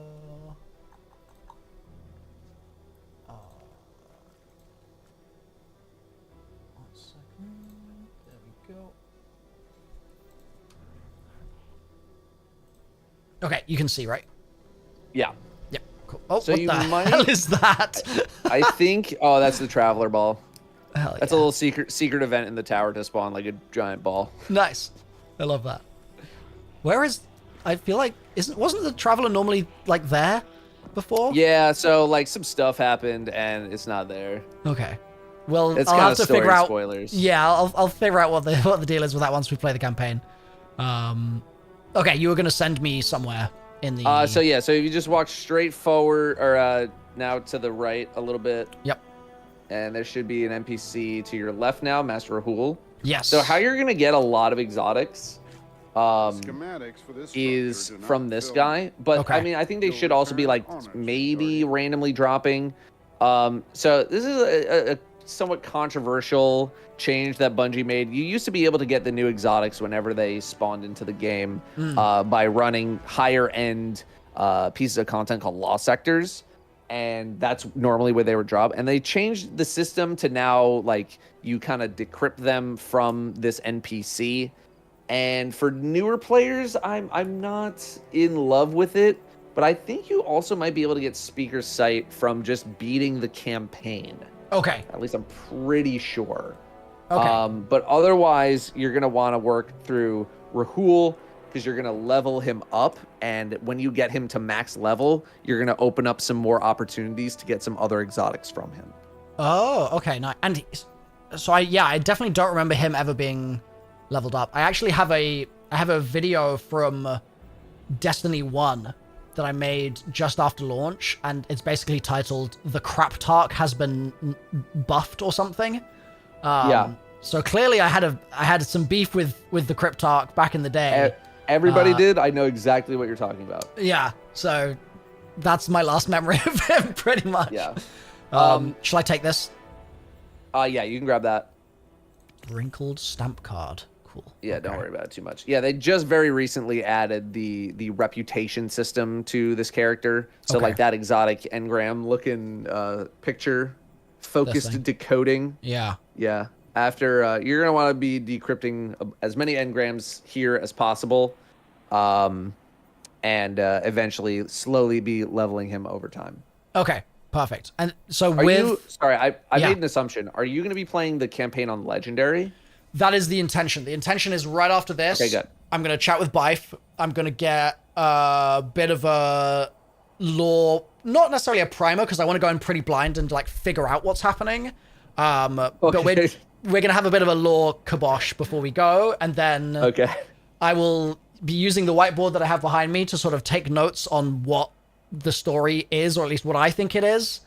And then we'll check in Okay. again with Bife afterwards, and I'll be like, okay, Bife, this is the story of Destiny, and he will mark my homework. That is the intention. Okay. So you know you're basically coming in at Avengers Endgame right now, right? I did not know that. That Okay. also, oh, yo, real quick, Salt, thank you for the raid. I appreciate you. Thank you, Salt. Yeah, this is, this is, you've joined at a good time. I just want to set you up. Yeah. I just want to set some expectations. This is our Avengers Endgame. I do know that it's the end of the 10 years, right? Like, Yes. that I do know. Yeah. So, There's going to be, if you're trying to piece together the story of Destiny just from this, Yeah. it's going to be very difficult. that is, I bask in pain and suffering. So this Okay. this will be a good time. Okay. So with Rahul leveled and my vault, I mean, what I guess I should do, should I just use dim if I want to sort of move stuff around? Is that the best way to like actually organize this thing? Would you say? I would be using dim when you're out and about. I mean, again, they did Okay. make it a lot easier to access your vault in game, but like Yeah. dim has so many different tools, like even just like the search bar, being able to type in, outbreak perfected, and it'll just highlight it right in your vault, and then you can click and grab it and then transfer it wherever you need to transfer it to. Yeah. I use dim basically all the time because it's just an alt tab and a click and drag away from doing what I needed to do. Okay, perfect. So with the trash in my vault sort of sequestered to a museum page, Yeah. am I pretty set to get started, do you think, or is there any other pre-campaign task that I might want to do before I chat with Bife? I might want to like set you up with some kind of a loadout. And, Okay. Like, Yeah, let's do a that. subclass setup, just so you kind of know, like, here's the kinds of weapons you're gonna be using, and here's how you should be using them. Yeah. And then your subclass, like, here's how your abilities are gonna be interacting together and all that kind of stuff. Okay.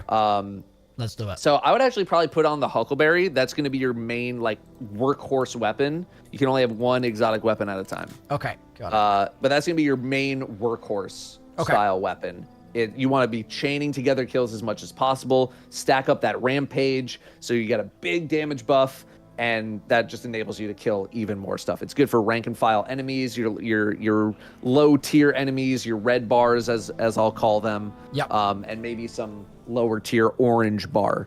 For your energy weapon, you are just kind of at the mercy of whatever you got in your Okay. vault. I would definitely grab some sort of let's see here. Wow. Is energy Let's like grab fusion that rifles? Icolos- So no, grab the one next to it. Yeah, the That Icolos shotgun. Let's grab Okay. that. Hell yeah.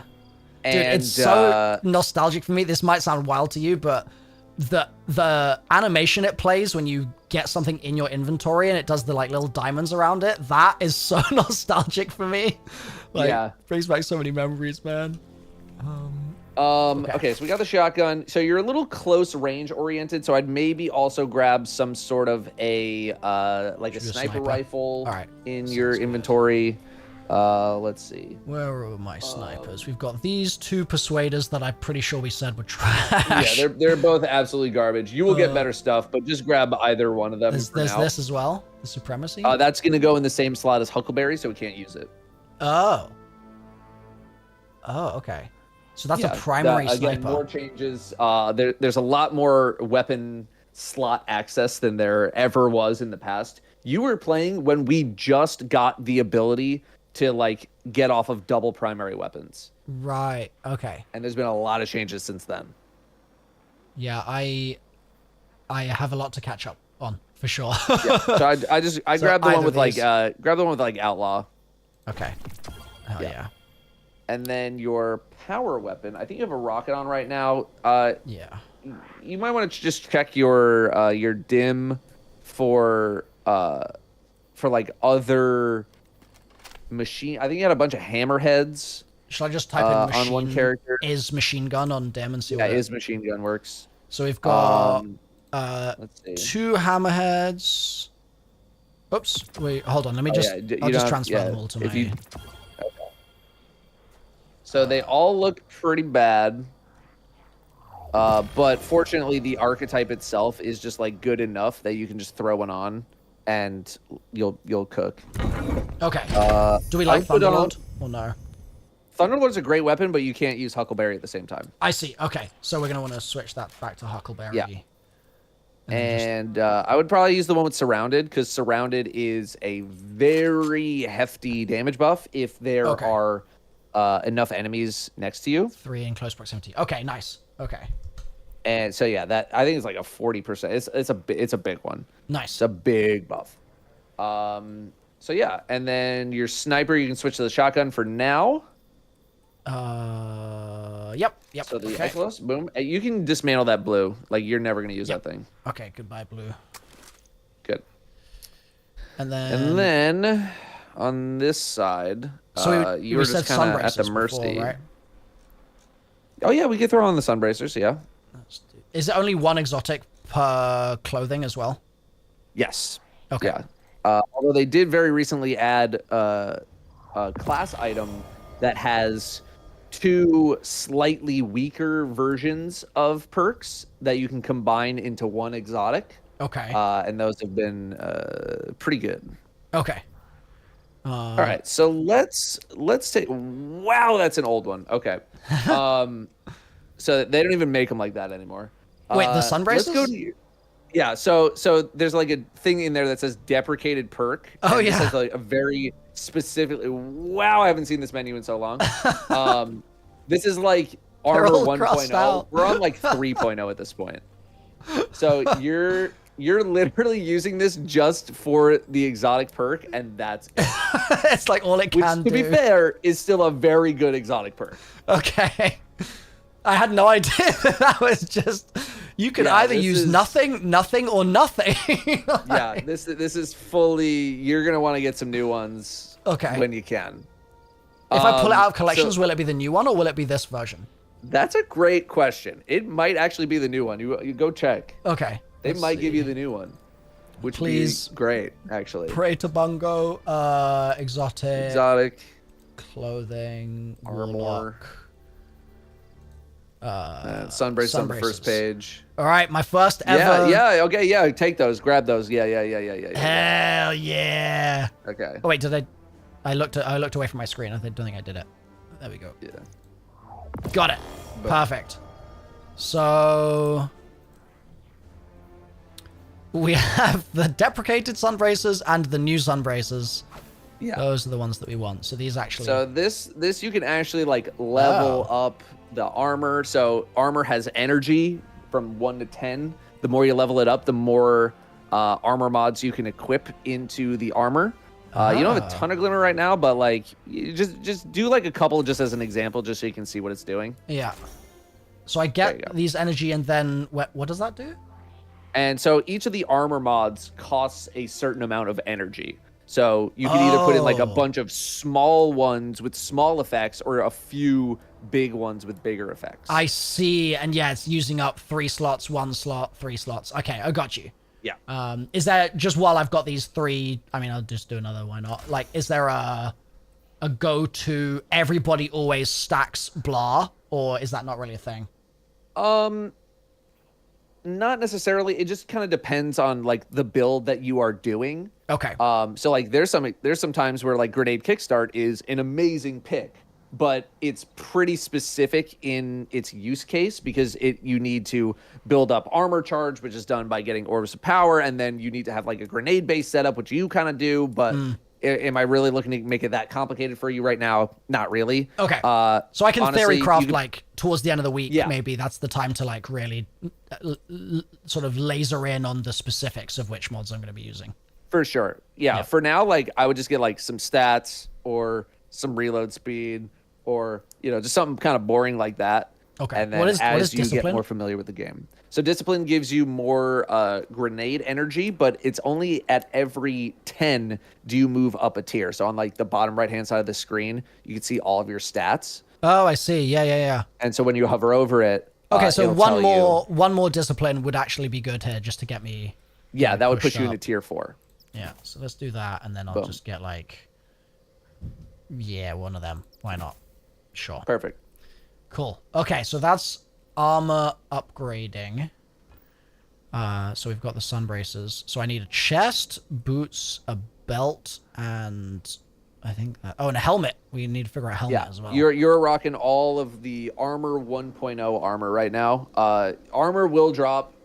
You don't have to worry about that too much. Okay. The last thing I would want to do is take a look at your subclass and see Okay. what you actually have access to, because this is like a big part of gameplay. Is that this? Okay. That is this. Let's hover over aspects right now. On Yep. the right-hand side. Okay. So you have access to 3 out of 4. So I guess you probably don't have Hellion, which you will get Yeah. later on. Okay. So for now, let's just put in... We're going to put in... hover over them. Probably not Icarus Dash for now, although a lot of people do really like Icarus Dash, and you might like it later on. Okay. You know what? Put it in now and start building some... some muscle memory. Oh, I think we just had a bunch of gifted subs. Thank you so much, LTXE. Appreciate you. Thank Okay, you, I was like, LT. He's like, you heard the rumbling. I was like, whoa. Okay, so that was yeah. Icarus.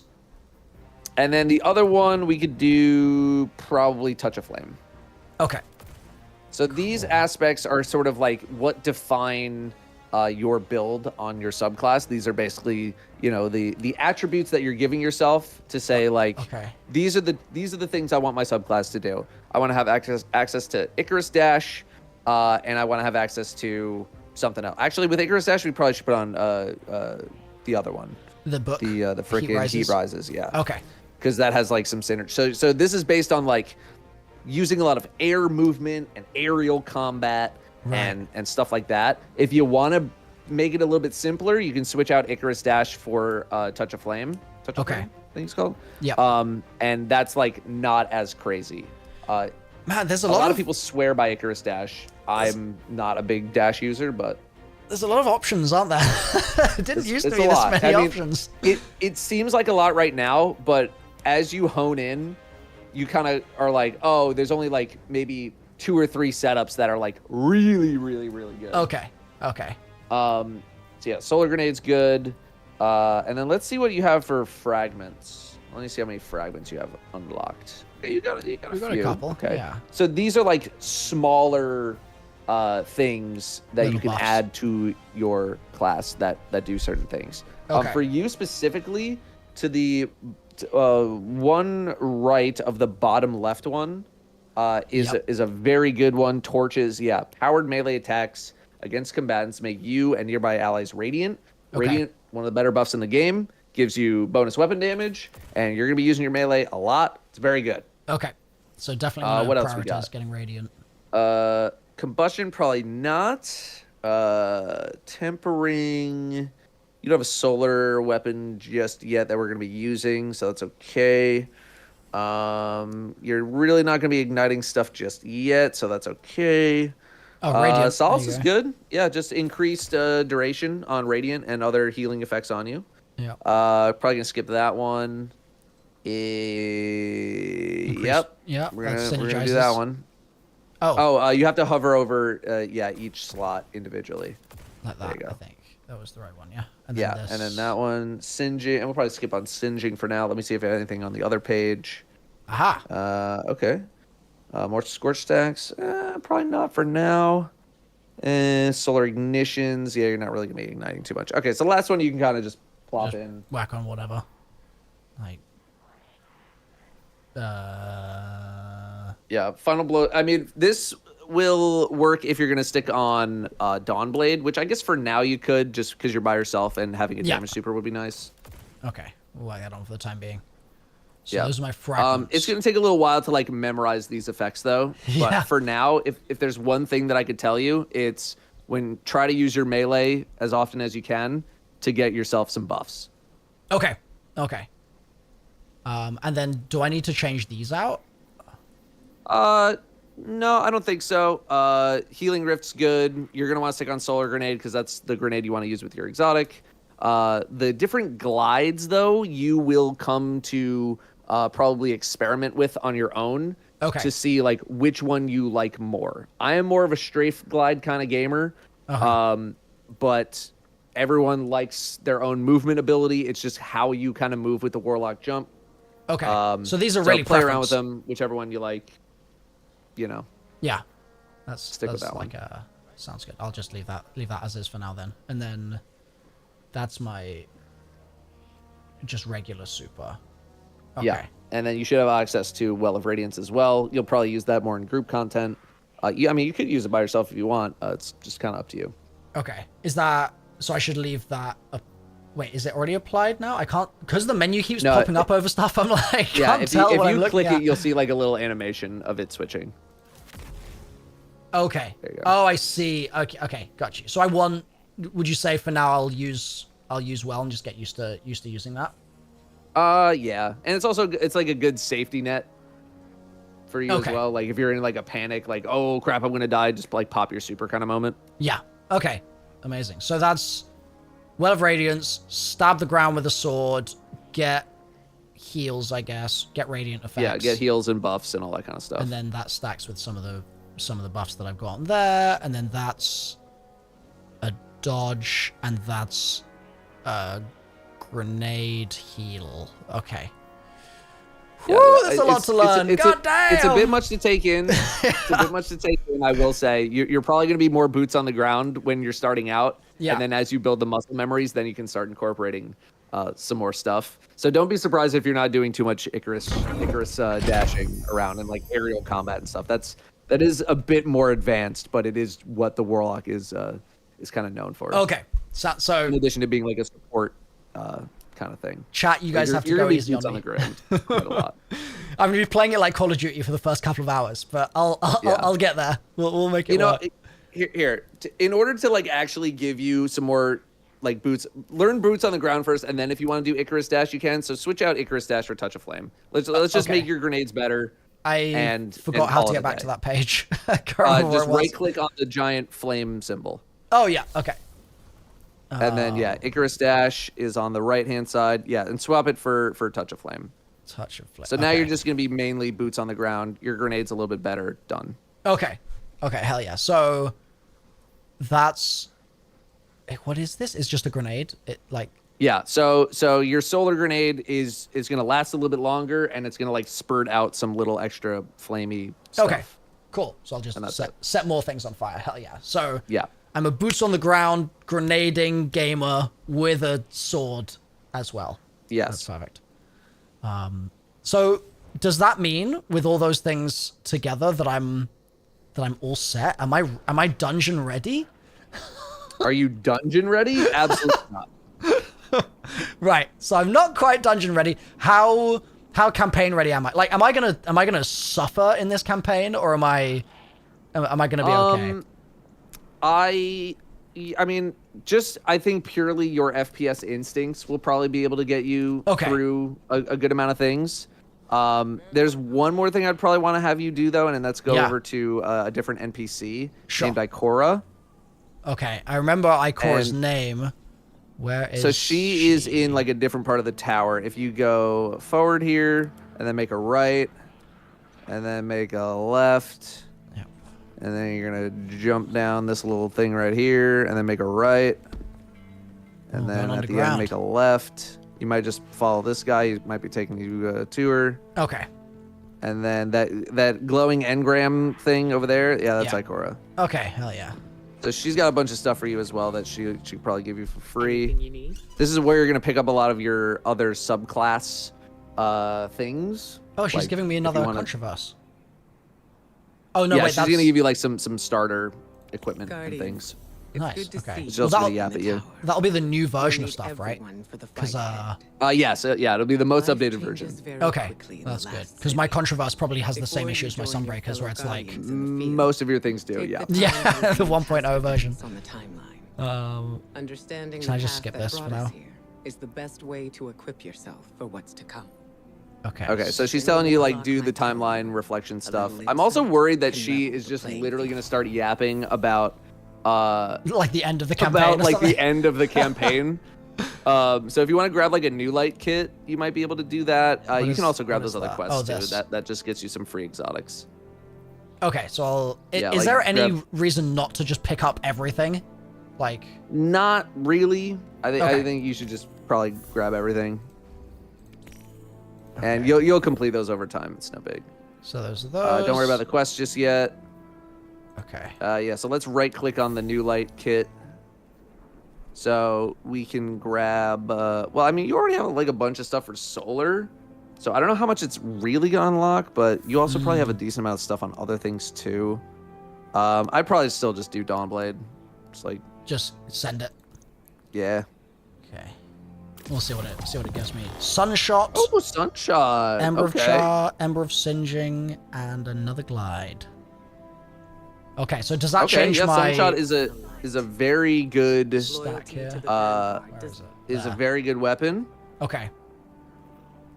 Huckleberry or Sunshot, honestly, it's up to you, but you're doing a lot of solar stuff, so if you wanted to kind of stick to solar, Yeah. you could do that as well. Sunshot's great.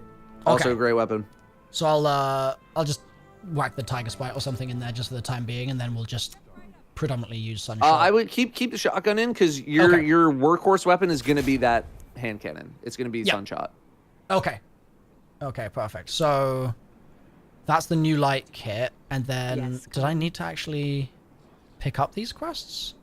Those are, I believe, the dungeon quests, which you need the dungeon key for, which is like a thing that you have to go buy through, I think, like the Eververse store. So, Okay. and those are for the older ones. You just need to make sure you have, like, I'm sure your chat can tell you how to get the final shape dungeon key. Sure. Okay. But yeah, don't worry about those for now. Should I do this? The solar grow your light? Oh thing? yeah, just so you can like see what you're actually looking at here. So this is where you're gonna like buy the rest of the things for your subclasses. Okay. I'm pretty sure there a check mark means like you have all of them. So I don't think you need to worry about those. Yep. I see. Okay. So like I can fragments and aspects, that's where you're gonna buy the rest of the stuff. But Oh, there's quite a lot of grenades. for Cool. now, you got your solar grenade. Oh, grab a healing grenade, because that is also a very good one. It's all the way at the end. Okay. Yeah. Acquire. So that's the what last you're of gonna my be using the glimmer. speaker sight. I've got 1k Yeah. glimmer No, left. don't worry. As soon as you start playing the campaign, you'll get plenty more. Okay. Okay. Perfect. So we'll equip that. Well, you can keep on solar for now until you get speaker sight, and then when you get speaker sight, you can swap to it. Although Okay. you might want to just follow the tutorial so that the messages thing go goes off your away, freaking yeah. screen. Yeah. God, there's so many pop-ups. Yeah. Okay. Yeah. This is all the stuff I just told you. Dismiss. Meditation. Where's it sending me for that? Oh, so exit out of this menu, and then the This thing, thing. right there. Yeah. Yeah. Just do that. Just to get Boom. That's to like. I don't know why you need to meditate. It's just like Bungie just said. You need to meditate. So it. They said breathe. Damn it. yeah. Okay. Cool. So that's Ikora's stuff. So I just need to keep slowly but surely unlocking bits and pieces from her over Yep. time. Walk in So now I'm campaign ready. Let's check your gear one more time, because it might have just Yep. gave you like an armor set. Oh, yeah. Yeah, it gave you a bunch of blues. It's made me blue. But that's actually okay, because it boosted your Oh, yeah. your resilience stat quite a lot, which is very, very good. Where do I see the resilience? So that's right So are under these- the number 5 there. Yeah, that's all your stats. So Okay. resilience is pretty good, because it gives you damage reduction. It's like arguably the best stat in the game right now. Generally speaking. So the more of it you can stack, the better. Okay, so I'll for now, while my light is low, I'll prioritize resilience over like the effect that the sun bracers would give me. Would you say, or? No, so you can definitely put on the sun bracers. Like missing out on one of those is like not a big deal. Okay. I would still definitely have the sun bracers on. Was just making sure I was but everything choosing else the right is- one. Yeah, Okay. yeah. No, you're good. So, old helmet or blue helmet's fine. Okay, so I'm 1917. I've got. Did we choose that grenade launcher? That might have been another one that was given to you. In addition to that shot, like hover over that shotgun real quick. I'm pretty sure you did not have that either. This. Hover. Yeah. Yeah, that slot. Yeah. Okay. So they gave you that one as well. Okay. So they gave you a little something. Okay. guess- Yeah. I guess You that could works. stick with this, or if you want to switch off the grenade launcher to a machine gun, that's probably a better idea for you for now. Okay, and we said Yeah, surrounded, surrounded. was good. Yeah. Yeah. Perfect. What is this? Okay. So yeah, at this point, Oh, that's like some new stuff in your cosmetics. If you ever Stuff. want to like in your collections, by the way, there's probably like pluses everywhere. To get rid of that, you just have to hover over like the new item in your inventory. But if you hold F on like those books, it'll get rid of all the plus. It'll mark as red, so you Okay. won't have to hover over every single one. Oh, yeah, there you like go. mark as seen. So, I yeah, should probably goes just do away. that with all Boom. of them now, right? Yeah, in case A pity. you get annoyed by the flashing lights. And literally every time I've done this with somebody, to be like, oh yeah, you can mark all as seen, there's usually someone in the chat that's just like, you can do that. So Perfect. yes, you can do that. Can I do it here as well? No, these you do have to claim individually, because I sometimes the medals don't have any sort of triumph score related to them. You're gonna want to just only select the ones that have a blue box around them. Otherwise, you're gonna mark every single one of them. And trust me, you do not want to mark all of these. Okay, wait, I'm doing the wrong thing then. So yeah, unselect that one, and then yeah, unselect all of those. Only the ones with the blue box is what you want to check Okay, off. see. There we go.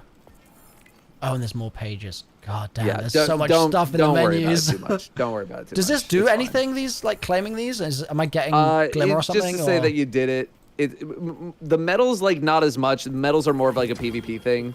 Oh, hey, there you go. I made Shax proud. Triumphs get you like some triumph score, and they give you progression towards titles in the game and seals, which are just like cosmetic things to be like, I did a thing. Okay. Really good, like. Oh my god, there's more. Okay, Yeah, let's you don't have let's to do not it right worry now, about it's fine. this. That's fine. Yeah, we can leave them there. So, I think then that is now Loyalty to the Vanguard. Does set and ready to go. I think, unless there's have we missed Yeah. anything? I mean, I could literally yap all day, but for now, For I the feel like time I would being, yeah. just get the hell in there and just start playing around with the new stuff. Okay, hell yeah. Well, thank you so much for the vault inspection / museum inspection / sort of intro tutorial that I kind of wish the game just had you as an NPC to be like, listen, this is what you need to care about. Don't worry about the other stuff. It's been very helpful. I appreciate it a lot. Yeah, there's a couple more vendors here that you could go see. You could see, I think Zur is here, and you could that also this go little- see little goblin freaking dude? Gunsmith, Banshee. Is he not interactable? No, there's some characters around that are just like, they're just here. Okay. Isn't that Zur though? That's not Zur. No, that is just some guy. A man. Okay. Zur is if you go where all those people are, They're all and bouncing. then you hook a right. That's where Zur Okay. is. You're not really going to be doing much with him right now, but he's more of like a good to know that he exists kind of guy. Okay, I think there's probably stuff I need to, like, it would probably be a smart move to buy stuff from him before reset, right? Or is that... Well, it would be if you had the currency to Right. really interact with him. 0 out of 41? Yeah, you do not be having any strange coins right now. Yeah. Those come from just kind of playing the game. So yeah, you're gonna need some coinage. Okay, so I'll work on getting my strange coins up. And then the last thing is, chat is saying Banshee. Go to Banshee. Yeah, so we can just fast travel to him real quick. So if you want to bring up your map, Yeah. and then just go back to the courtyard, that arrow fast travel, yeah. down, yeah. And We zoom in. he is off to the right. See this dude. Nope, that's No, the there's wrong a. person. He should have like a flashing like blue crown on his head. The other one is Shax. He's the PvP guy. Yeah, this Okay. guy. Banshee. He might have a bunch of stuff for you. Okay, armor synthesis Yeah, introduction. that's for cosmetic stuff. Don't worry about that for now. Okay. Oh yeah, Ada's all cosmetics, right? Yeah, she's kind of the cosmetics person now. Okay, so And yeah, so Banshee will also have like some decently rolled weapons for you to scoop up every so often. these.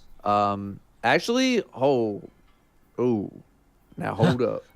Now hold on a second. So, okay. So you might actually want to get these because there was a recent controversy Oh. in the game. I won't get into the details, but basically Bungie gave out a bunch of free god rolls to people because of this controversy. So they won't take so- my hard-earned 1,000 glimmer that I've got. No, they Okay. are just giving these out because these were near impossible perk combinations to get just playing the game until they figured out the problem. So, Rose, PvP hand cannon. You're probably not going to be using it right now, but a very good PvP weapon. Yep. Multi-Mock, Attrition Orbs, Kinetic Tremors, very good PvE SMG. Okay. Very, very strong. Compass Rose, more of a PvP shotgun, not the best you can get. Okay. And then Hothead, pretty good. Tracking's good. Clown cartridge shoves more rockets into the magazine every time you reload. So this one's pretty good. The other two you cannot buy until you have beaten those respective dungeons. And one of them is from the Lightfall dungeon pass, and then the other one is from this year's dungeon pass. Yeah, and So you will have Vespers- to cough up a few bucks. That is something which we're going to, at some point, I don't know exactly when, but we're going to do Vespers, but I'm going to be blindfolded for it because Okay. we're going to later blind solve it. But for this version of Vespers that we're going to do, I'll be blindfolded and literally blindfolded. Yes, like an actual blindfold on my face is the intention, so that I don't get spoiled on it, so that I can blind solve it later. But for the blindfolded run, Bog is going to carry me through. Okay, you're just getting carried so that you can, because this weapon is like one of the best weapons in the game. Okay. If not, like, this is the best grenade launcher in the game, and overall, this is one of the best weapons in the game. Do I need And to they're just grab giving that it away for free. before Tuesday? These will be around for the foreseeable future. Okay, perfect. That's good. Because yeah, well, actually, I guess the question is, these are all 1917. Should I wait to pick them up until I'm at a higher light level? If you wanted to, Okay. sure, that's fine. They're like non-essential for this exact but second. these are good. I mean, the SMG's great. The rocket's decent. The other two weapons that you can't get right now are very, very good. But yeah, just keep these in mind. Okay, so the versus chill inhibitor is a target for at some point. That is a goal. Yes. And shall I just grab that as well, or? I mean, you can grab them now. You can grab them later. It's more a matter of like, when do you think you're actually going to use it? Okay, got it. Cool. So it's up to you. I don't know. Your chat might tell you to get them now. Are they the sort of thing that I can? I don't think it matters too much. Can I level them up, like? Yeah. From 1917 to I can like pay a currency to just boost it to 2,000 or something. As you level, in order to level other items, you will take those like junk items and infuse them into these weapons. So let's say you get like a 1920 to drop, but you don't want it. You could come to this 1917 weapon, go over to the infuse menu, grab that 1920, cram it into that, boom, now it's 1920. Oh, sick. Okay, so it's not hard to get them up. I just need something else to drop that's higher, and then I just put it into this. Right, which you will be doing over time. Okay, cool. In that case, chat, unless you guys have any objections, I'm going to grab them all now. Speak now or forever hold your peace. Yeah, no, that's fine. You can grab them now. Okay. And then there's bento boxes that chat's saying are a thing to get too. That is an ongoing thing that I think leaves on Tuesday. Oh, it It's does like leave on an Tuesday. end of the episode event. Okay. You Is that might here? get around to doing that. That's at the Drifter, who is the other way. So go towards Ikora. Yep. and instead of going to her, you're just gonna keep going straight forward, and you're gonna make a right. Like on the upper platform here? No. So keep going down. I've already forgotten where I go or what. Yeah, to the left. That way. Okay. And then a right and here. then go straight here. Make a left, and then go straight. I think this guy's probably running, so you can probably follow. Yeah, looks like it. Thank you, Rytox. The Drifter. Oh, it's far away, isn't it? It's a lot of running to get to the character. Yeah, he's a little far. There's another travel point right here, but just to get familiar. Oh yeah, you can pet the dog as well. Nice. Hell yeah. All right. Sorry, that wasn't a suggestion. Okay, hold on. Hold on. Back it up, chat. 1 second. There we go. Okay, I've paid the toll. There you go. And now I can interact with the Drifter. Yes. Perfect. So yeah, so these go away like pretty soon, like literally on Tuesday. Okay. They have some small things to go do. How many of them you're going to be able to do, I'm not 100% sure. Okay. So limited time event at the bottom. Yep. You're going to right click that, and you just grab frickin' all of them. Okay. Careful with that. And then you're going to talk to the Drifter like 1,000 times, and he's going to tell you what to do. And then you can find all those in your quest menu. It'll tell you what to do in order to get a frickin' bento box. And the bento boxes, I believe, can be exchanged for some pretty good stuff at Eris, who is on a different planet. Or rather destination. She's on the moon. Okay. Hell yeah. So I'll just work on these quests and then turn them in at Eris kind of vibe. Yeah, if you can work on them in the background, cool. But how many of them you're actually going to be able to do in the next 2 days? Some of them might be easy, some of them not as much. Okay, so it's like, Do you know where your quest menu is? I do not. Okay, so you're going to hit M. Yep. I don't know why this is showing up. Back out real quick. Just Try M again. Yeah, there we go. There you go. So quests is hit A to bring you over to quests, or you can just click on it. And then you are going to click on the left side. You're going to click on probably the middle one. Episode? Yeah. Yeah, there you go. So those are all the bento box quests. Oh, and they give bento tokens. Okay, I see. Okay. Yeah. Oh, so many systems. Some of these things Wow. you will have, some of them you will not. Yeah. Yeah, I feel like But there's some decent stuff for you to go get, but it might be tough to get some of these done. okay. And then so I'll work on these in the background. But then for the main story, I do that via is it just this? Yep. Okay. So you click that, and I think you would then select your difficulty. So you'd want to do legendary at some point. Maybe not like. Maybe there's a I think cutscene as soon as you first. hit launch, it'll give you the option potentially. Okay. I'll hold off for now. That'll send you in. Amazing. Well, I don't know about you guys, chat, but I think I'm pretty well set up now. I think I've got a pretty good feel for what's going on. I don't know what's going on in the story, but we'll deal with that in a second. But in terms of like my loadout and the synergy with my subclass and stuff, I feel like I'm in a pretty good place. So thank you, Datto. I appreciate all the guidance.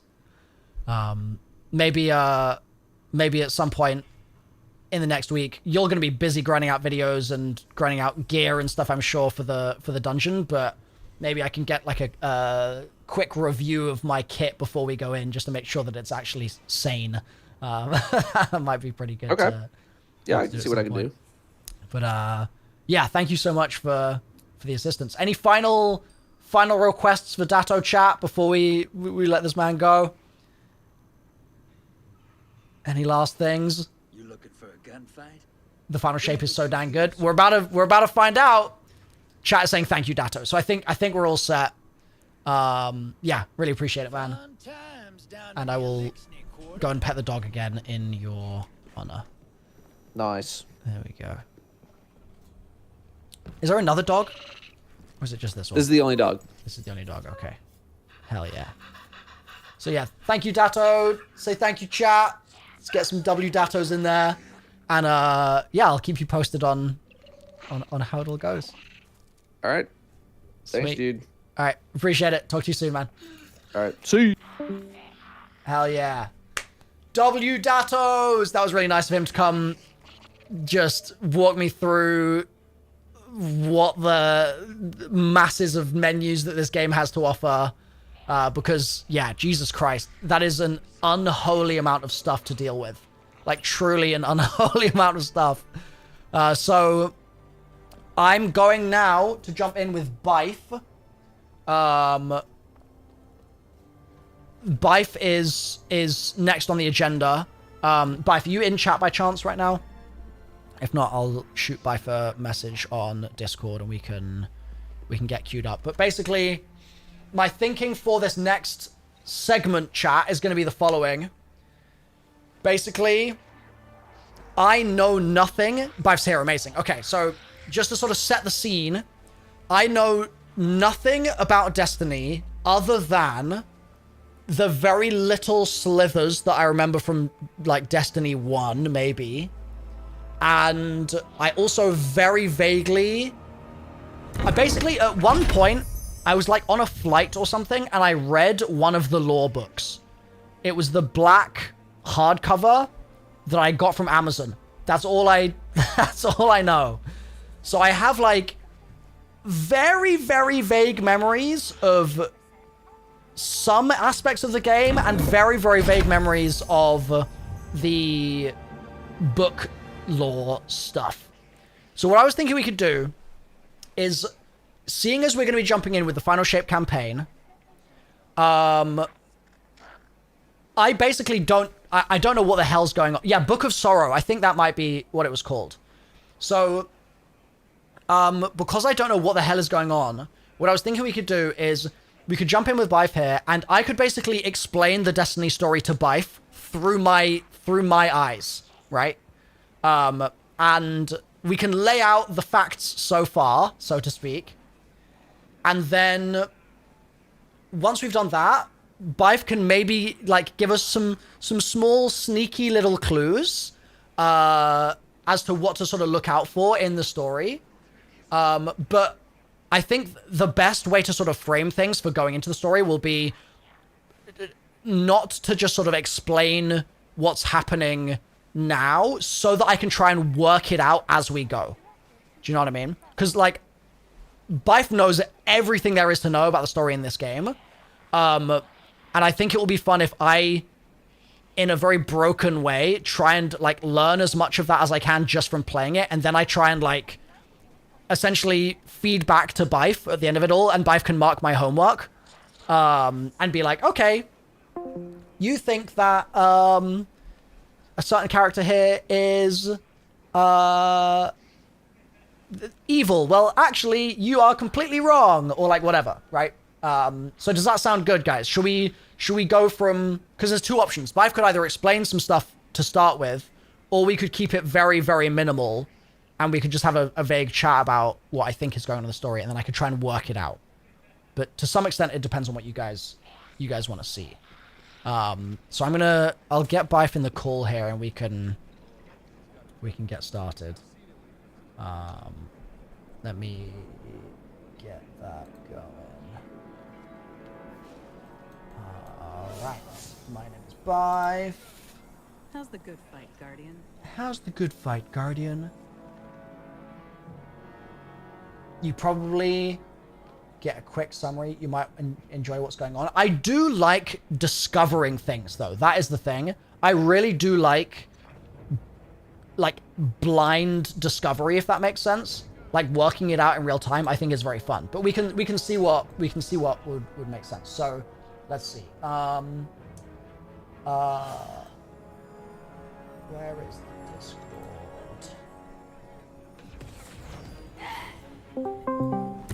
guy for now. Hello there. Hey, can you hear me all right, Milo? I can indeed. I'm just going to turn you up a little bit. You want to say 1 2 1 2? 1 2 1 2. Welcome to Content Airlines. Today we have pilot MrRoflWaffles here. Hell yeah, that's the spirit. Chat, are we good? Can we hear him okay? Is he all coming through fine? Let's just make sure. The Law Father has arrived. He certainly has. Okay. Amazing. So. Okay. Yes. Where to begin? I am gonna throw this to you right now. When Datto earlier put it perfectly when he sat there and said, oh my gosh, you're jumping in at our end game. Right. So I think that is, you know, everyone will go ahead and criticize a reviewer who went ahead and reviewed Endgame and was like, who's this Thanos guy? You know? So like, you obviously know what you're in for on that one, right? Yes. I know that this is the culmination of the 10-year journey. That much I do know. Yes. Okay. So I think your idea earlier of like, hey, maybe summarize what your version of events is. Yeah. And like what you know about Destiny, and what's happening leading up to this point is probably a decent way to do this. Okay. So hit me with it. How much do you remember? How much do you know? Like, I'm gonna, in order to do the this, broadest picture possible. Yeah, I'm gonna get the whiteboard out, and I'm gonna draw some diagrams here. Oh yes, excellent. And chat, I think it's gonna take the big whiteboard. I think the small whiteboard is gonna be too small for this. So, turn him up, please. Let me try and turn him up in Discord real quick. If you want, I can also try and adjust stuff on my end. I've been having to fiddle with my microphone settings in the last couple of weeks. Okay, I've got you at 200%. Hopefully that's loud enough. Chat, if it would be good for it to be louder, let me know. 1 2 1 2. Hopefully that's all good. Let me just go. I'm gonna grab the large whiteboard. Give me 2 seconds. Hell yeah, take your time. Small whiteboard, chat. Oh, I'm so excited for this Pepe Sylvia zombies / Destiny moment. It's gonna be great. There we go. Small.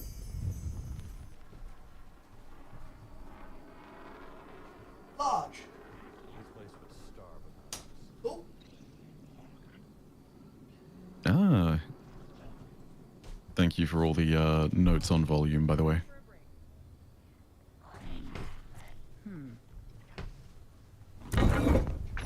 Oh my god, it is a large whiteboard. Ah, man after my own heart.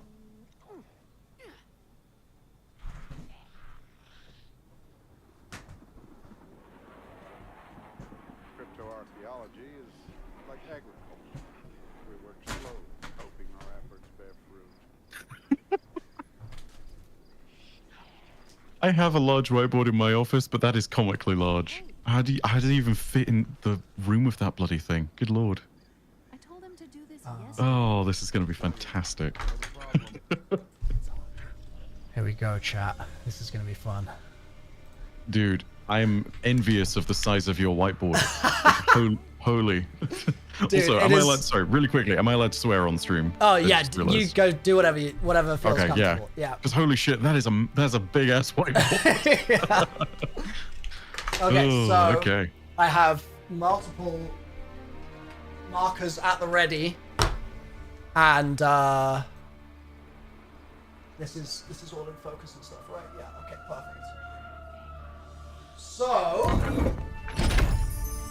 without further ado, chat, this is Milo's interpretation of the Destiny story. Some of this is going to be very incoherent because it is very disparate knowledge that I'm trying to glue together. So, I know some small things, and together they will maybe make a larger picture. We will see. There are a few races in Destiny. Oh, you know what? Bife, shall I share screen so you can see me live here, or is the stream? Yeah, sure. I mean, the stream is a little behind, but it's not terrible. It's like a 1 second delay. It's not that important. I could try this, just... Yo, thank you for the gifteds, Evan. Let's go. Appreciate it, Evan. Hey, how you doing, Evan? Let me do this. And you can see my Hey, OBS. That's yep. just gonna Yeah, be videos, perfect. Awesome. Oh, Kingman, thank you for the 10 as well. Thank you, bro. That was good timing. Back to back. Thank you, guys. Appreciate you. So, you've gifted it at the perfect time. This is the Destiny storyline according to MrRoflWaffles. So, we have a few races in Destiny. We have the Vex. We have the Fallen. Mm-hmm. There are more. I don't remember their names right now. I'm sure it will come back to me. But I know that there's the Vex and the Fallen. I know that the Vex there's a boss called Atheon. Yep. I remember Atheon.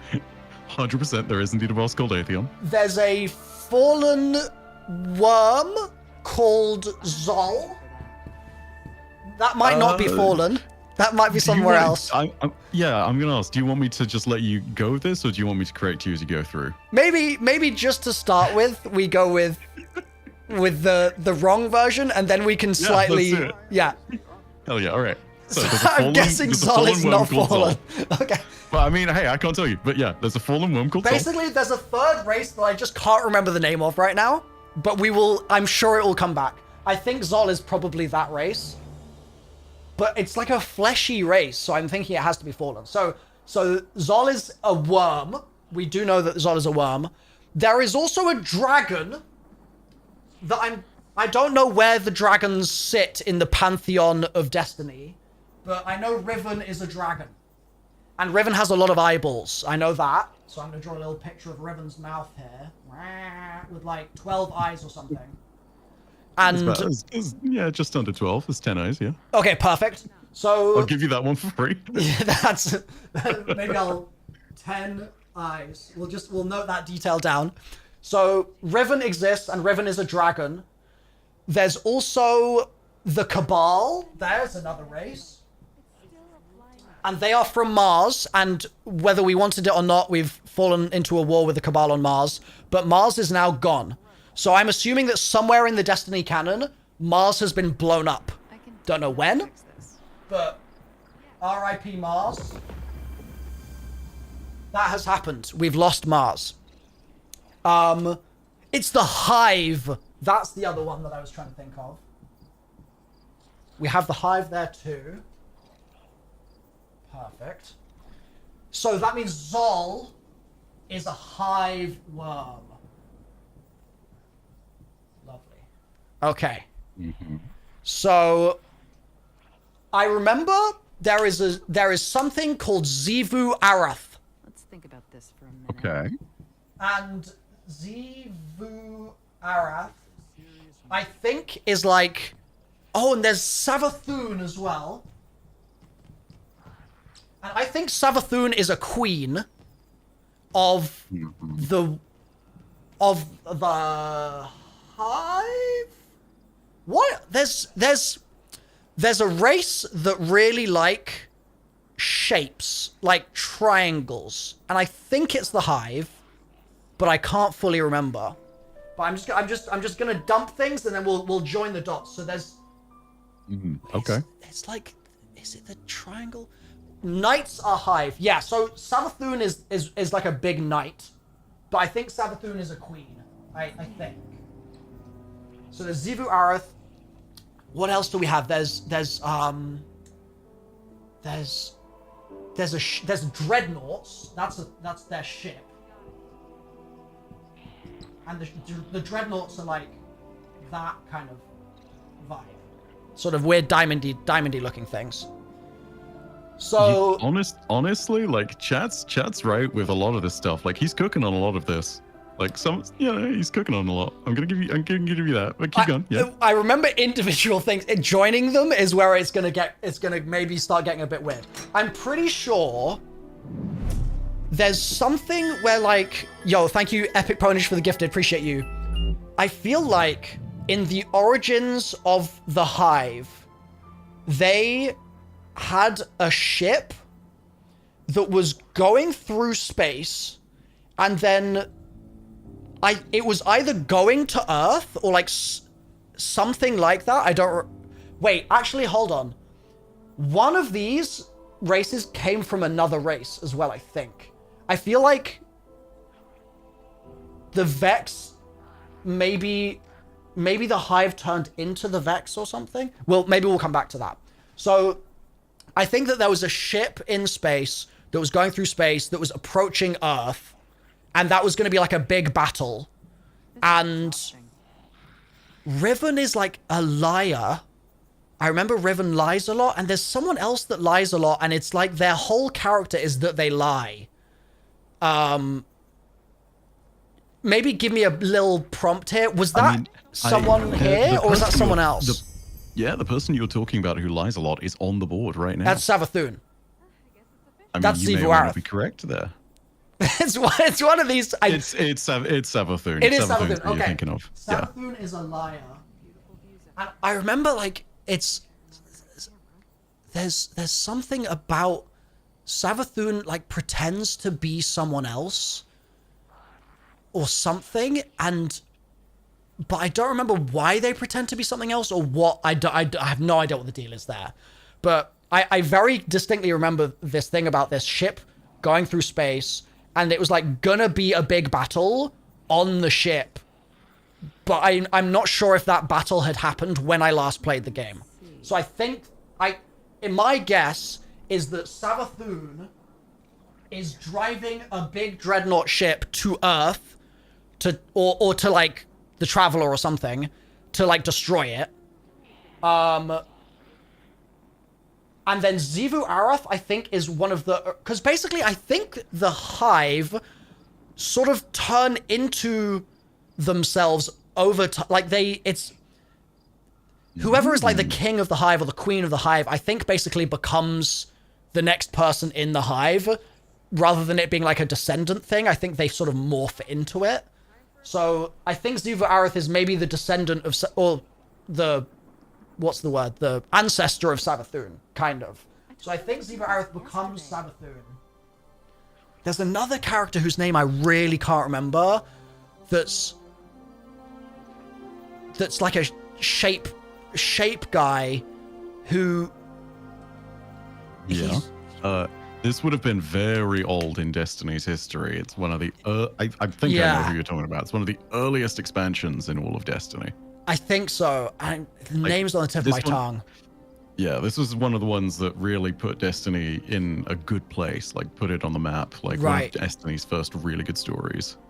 All the way back in Destiny 1. It's a knight, right? It's a big knight. They kind of look like a Hive Knight, yeah. What is the... Oh, is it Crota?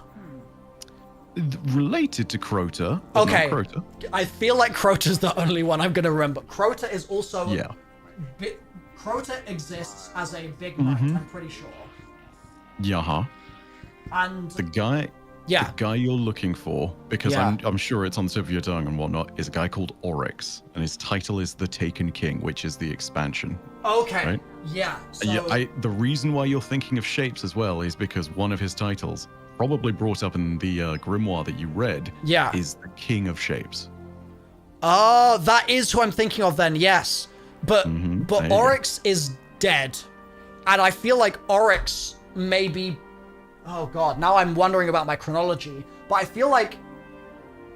I think Crota is Oryx's son. That vaguely rings a bell. Yep, 100%. Okay, hell yeah. So we've got some chronology happening there. So Oryx, I think, is dead. Let me get the other pen going. So Oryx is dead. I think there are more dragons, but I don't know what those are. Savathun is a witch queen. They drive the dreadnoughts. Yes. What the hell's the deal with There's also Rasputin. I don't know, like... I think that's probably related to the Fallen. And Rasputin is AI, right? And I feel like Rasputin causes the war on Mars. And... So, yes and no. It's Rasputin is absolutely an AI. The whole war on Mars thing is a meme that is also something which is kind of like way in Destiny's past at this point. Okay. So Rasputin is, as I recall, it's on Earth. I complicated. Yeah. Rasputin is okay. So I'm a hit me. Yeah. A bit here, but Rasputin is now dead. Oh.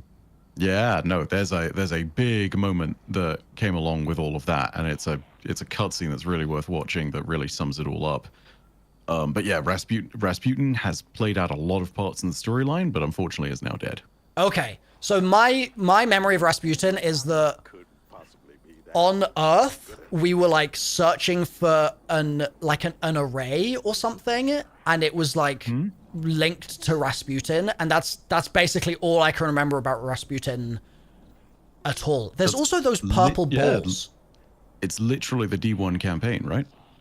Like, that's one of the missions in the D1 campaign that you're remembering is the last array, which you actually describe it really succinctly there. Like, yeah, the array that gets activated links in with Rasputin's remaining systems on Earth. Right, yes, yeah. So I vaguely remember that and nothing else about Rasputin.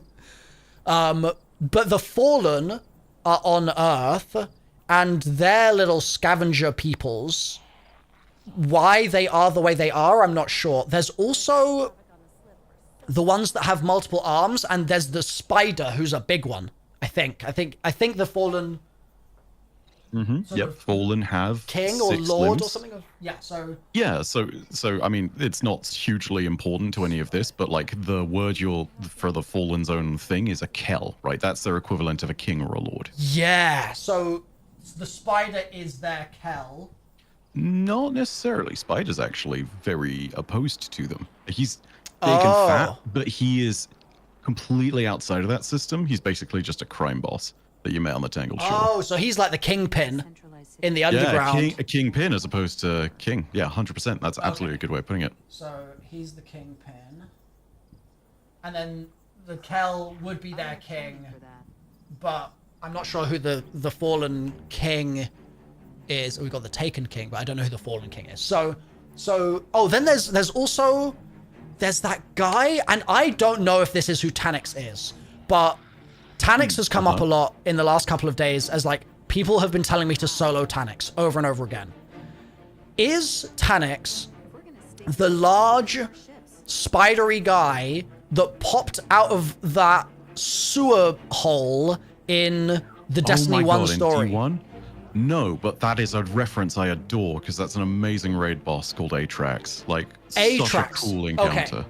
Yeah, Atrax dead, not relevant to the story anymore, but fucking awesome throwback. Love it. So rest in peace, Atrax. Okay, so because there's that boss, and then there's also there's someone prime. There's a purple ball that's it's like something. What is the word that I'm looking? There's somebody. So you're looking at the purple balls that follow the Fallen around generally, right? There are those, but there's a specific one that I feel like I have the name of in my head, but it's distant in there. I'm pretty sure you're looking for a certain. I mean, do you want me to give it to you? Go for it. Yeah, you're looking for the good old strike boss Sepix Prime. Sepix Prime, yes. Yes, Sepix Prime. And Sepix Prime is a big purple. What are they called? It's not Interceptor. It's like. No, it's a Servitor. Servitor, yeah. So Sepix is a big Servitor, right? Yep. And was that also a Destiny 1 strike boss? Yes, it is a Destiny 1 strike boss. It got also renewed in Rise of Iron, the last expansion of Destiny 1, and now it is also a fresh iteration of it in Destiny 2, where they just revamped the entire strike. Okay. I will say, not huge narrative relevance outside of just like, hey, this is the starter content that everyone does. Okay. This is kind of like, is it Hogger that everyone fights in WoW if they're doing some of the starter zones? I can't remember. I'm not a WoW guy, so. Yeah, no, it's one of those. It's one of those early bosses. Does not realistically play too much into the story nowadays, but like classic OG Destiny reference for sure. Okay, so there's servitors that hang out with the Fallen. They also have their spider tanks that I annoyingly can't remember the name of. I mean, you hit it right there. Spider tanks. Yeah. Oh, that's their name. Okay, perfect. Because I remember those things just being very annoying bullet sponges. that's all I remember of those. The moon is also a thing. I think. Yes. There's Orgoth. Close. Definitely a hive-sounding name. You're thinking of probably an old strike boss called no, that's a raid boss. So there's a few things, right? Like Yeah. Golgoroth, which is an old ogre, but not on the moon. I think you're looking at oh god, boss of the summoning pits from way back when. Just a big old ogre. Fogoth, there we go. Fogoth, yes. Okay, yeah, hell yeah. So I remember Fogoth being on the moon. Yeah. And Fogoth was like chained up, I feel like, on the moon as well. So I don't think Fogoth wanted to be there. I don't think that was of their own volition that they were hanging out on the moon. What was going on the moon? I know there's a lot of like caves and tunnels and doors and stuff as well. There's like a proper civilization that's sort of been built under the moon's surface. Like a big old hole in the ground, right? Yes, like because you get to the moon, and I feel like there's basically like a whole crater that sort of just goes deeper and deeper and deeper into it, kind of vibe. But that has a very cool name, which you might or might not remember. Hit me as well. It's the Hellmouth, which I think is oh just yeah, it's such a cool little piece of naming. Love that. So that's the Hellmouth yeah. on the moon. And there's also like a Destiny meme about the wizards being on the moon or something. Or oh yeah, from way back when Peter Dinklage gave like the driest delivery of that wizard came from the moon. That's what that was. Okay, yes. So that wizard came from the Hellmouth, maybe specifically, to be more precise, Peter Dinklage. So he's cooking, chat. He's cooking. There's also the secret garden, I think. On very important, but it's not called the secret garden. Oh. It's a different kind of garden. The hidden garden? I mean, it is hidden, but you're looking for a color. Oh, it's a color? The blue, green, red, pink, black, white. Black garden, there you go. Is it black garden? Okay. Yeah. So there's the black garden. And the black garden, I don't think it has a boss in it. I feel like it's just like, what did I do in the black garden? I think that's the end of the Destiny 2 launch campaign. Is that right? End of Destiny 1 vanilla launch campaign. Everything is so much further in the past that I think, like, this is probably all just like Destiny 1 stuff right now. A lot of this is Destiny 1 stuff. You're pulling from like ancestral 10 years old memory. It's fantastic. Okay, so the Black Garden is, what the hell did we do there? We went and I really don't remember what the relevance of it was, to be completely honest. So do you remember what the final boss in there vaguely might have looked like? Wasn't necessarily something you shot at, but it was definitely something that was there in like cutscenes and whatnot. To be honest, no. I remember the stranger. That's another character we should probably put down. Yep. Speaking of, let's push away from like enemies generally. Who are our friends? Let's go with that side of things too. Because there's a lot on the board, and I want to go ahead and fill out some other bits and just give you that tiny bit of guidance. The Avowed, I think, is their name. I think they're our friends. There's Exos, Avowed. There's no Avowed. I think you're thinking of the Awoken though. Awoken. Avowed is the name of that other video game. That's how other video game. Yep. Okay. Nah, 100%. I'm with you on that train though. So like that's on my mind too.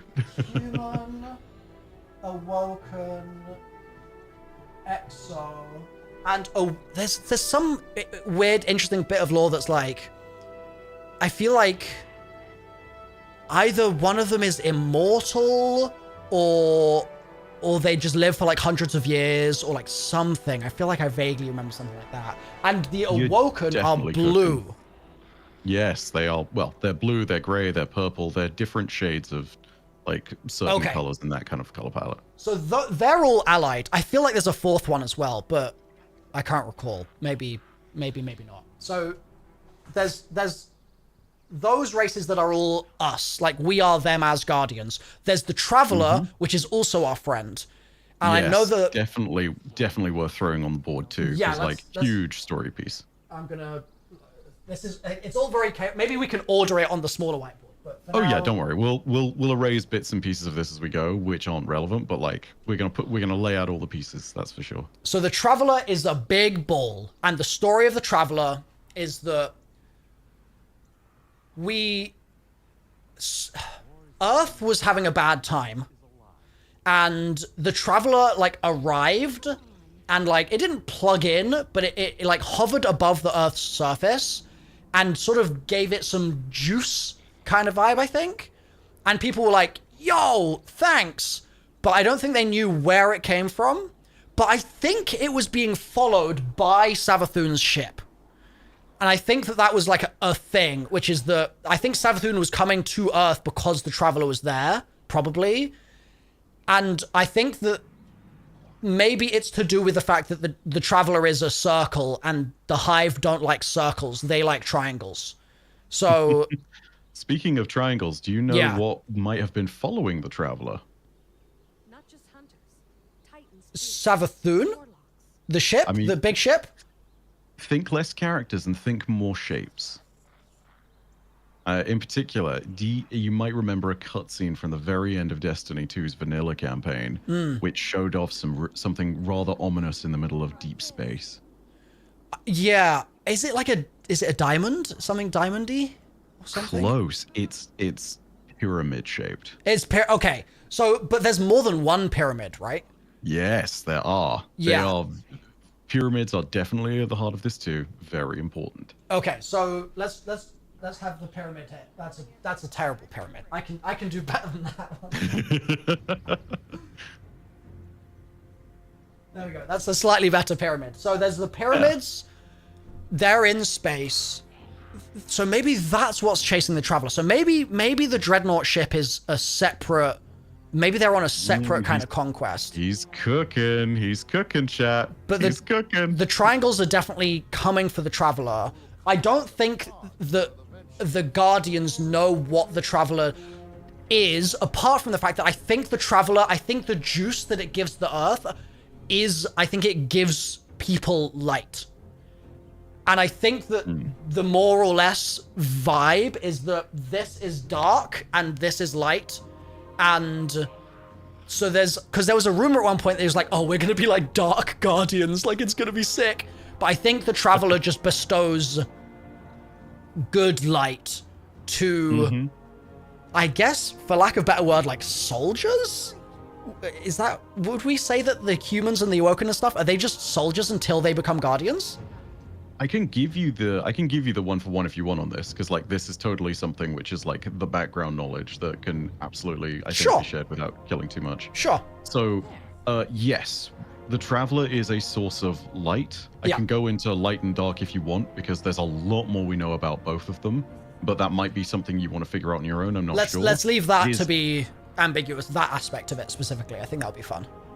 Okay, because I will say it is kind of it's a fundamental part of the build-up for the last 10 years, and touching on darkness in particular is actually very well, both darkness and light, and particularly who uses each of them, is a very important part of like the story leading up to the final shape. Right. Okay. Because I feel like dark guardian. What would be the right word to use it? Like dark energy, or is it like a? Oh, literally just darkness. Just darkness. Okay.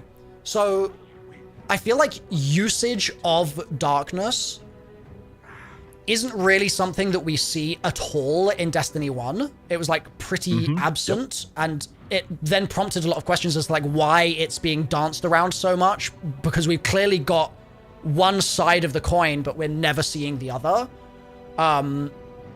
From the human sort of lens, from my perspective, it would be easy to be like, oh, well, maybe like the Hive are dark because they're just like rotten, stinky, weird life form things.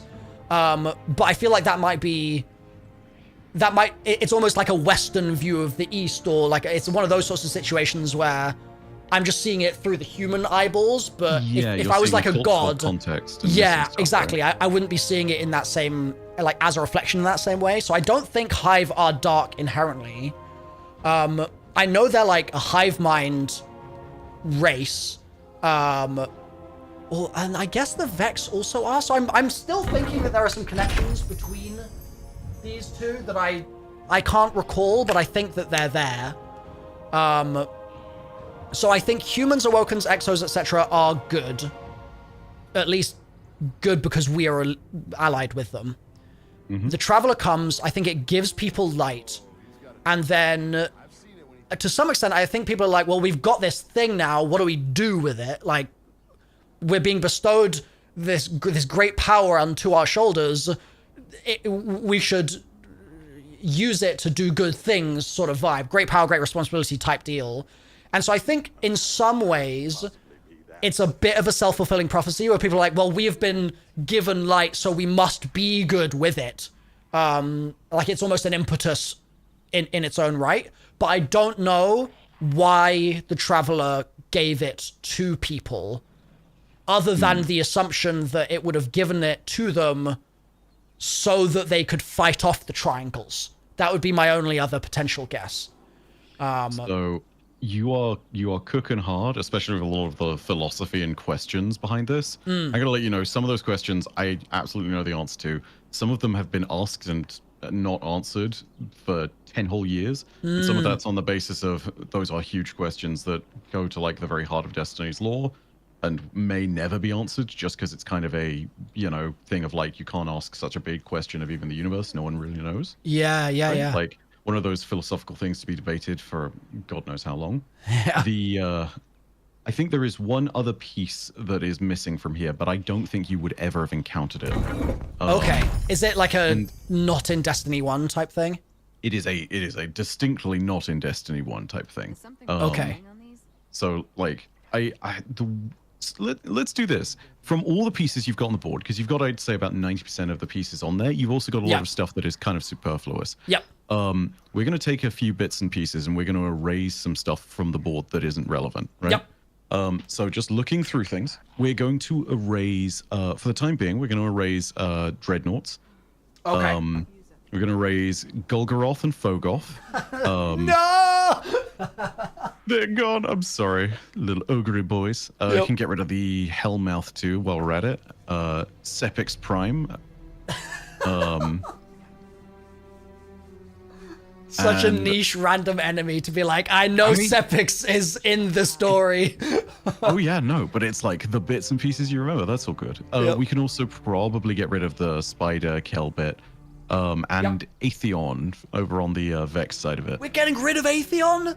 Yeah, the first raid boss does not have much relevance. Dude, that is so sad. I think Atheon is sick. I love Atheon. Like, as a design of an enemy, so good. It's also I have to say, it's one of the coolest and most terrifying concepts of an enemy. I mean, I don't know if people... It's something to do with time, right? I feel like Atheon is like a permanent structure in time, or it's like time manifest into physical form or something like that. So the shortest version of it that I can give everyone is that basically Atheon is a Vex construct that is specifically designed within a small pocket of the world called the Vault of Glass to be able to just change timelines themselves and to literally cut things out of them. So, for example, if you die to some of the Vex constructs in the Vault of Glass, you don't die, you never existed. Hell yeah. Right? Like, you are literally, you are expunged from the timeline. And, that's so sick. It's such cool lore, but it's unfortunately not hugely relevant to this. Okay. Let's see. We've got Blackguard, we've got Savathun, Zebo Wrath, Stranger. There's also Traveler, that blue Pyramids. guy. I don't remember his name. There's also Cade. A blue... Put both Cade and... I think when you're talking about blue guy, you're talking about Aldrin. Right? Yes. I don't know how to spell. Is it Uldren? Yeah. Okay. Spot on, 100%. All right. So yeah, definitely put both of them down. Aldrin. Yeah, and Aldrin... Does when Cade you went to the kill dream... Aldrin? Ooh, it's the other way around. It's one of the big things, and it's the impetus for all of Forsaken, which is when you went to the Dreaming City and all that. Oh, it's to avenge Cade. Cade is dead. Yeah, 100%. okay. Cade is dead. And that's a very important detail for all of this going forward. And then Aldrin is like a king, or thereabout. Maybe he's a prince, but he's like of royal 100%. lineage. I mean, he's blue, so He's that blue, makes and him- so he's I was gonna say avowed. He's awoken. Yep. But that's 100%. interesting because we're allied with the Awoken, and if the Awoken are killing Cade, then that means that there's internal power struggle stuff happening. 100%. This was about 7 years before Final Shape, I think I want to say, maybe Yeah. 5, but yeah, 100%. This is everything that was going on. I bring this up now because it's actually really important.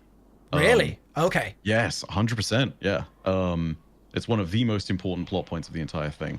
So Aldrin is awoken.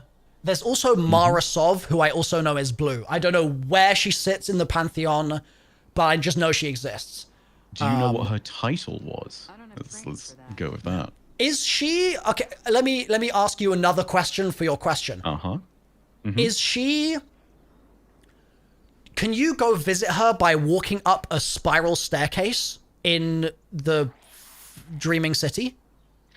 There is indeed a way of doing that. You do that at the end of a 3-week cycle of the Dreaming City. You go up a spiral staircase to something called the Oracle Engine, which then opens into a throne where Mara can be found. That is okay. So she's the queen. I think Uldren might be her son.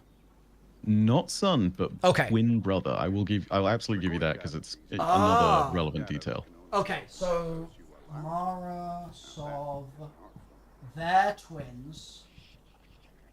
Okay, so yeah, because I remembered Mara being a queen of some description that after the 3-week cycle you would go and there was some kind of reward. I feel like we were getting like lore recordings once a week or something from her. Yes, you got law books from way back in the day. That Yeah. helped sort of give context as to what was going on in the Dreaming City.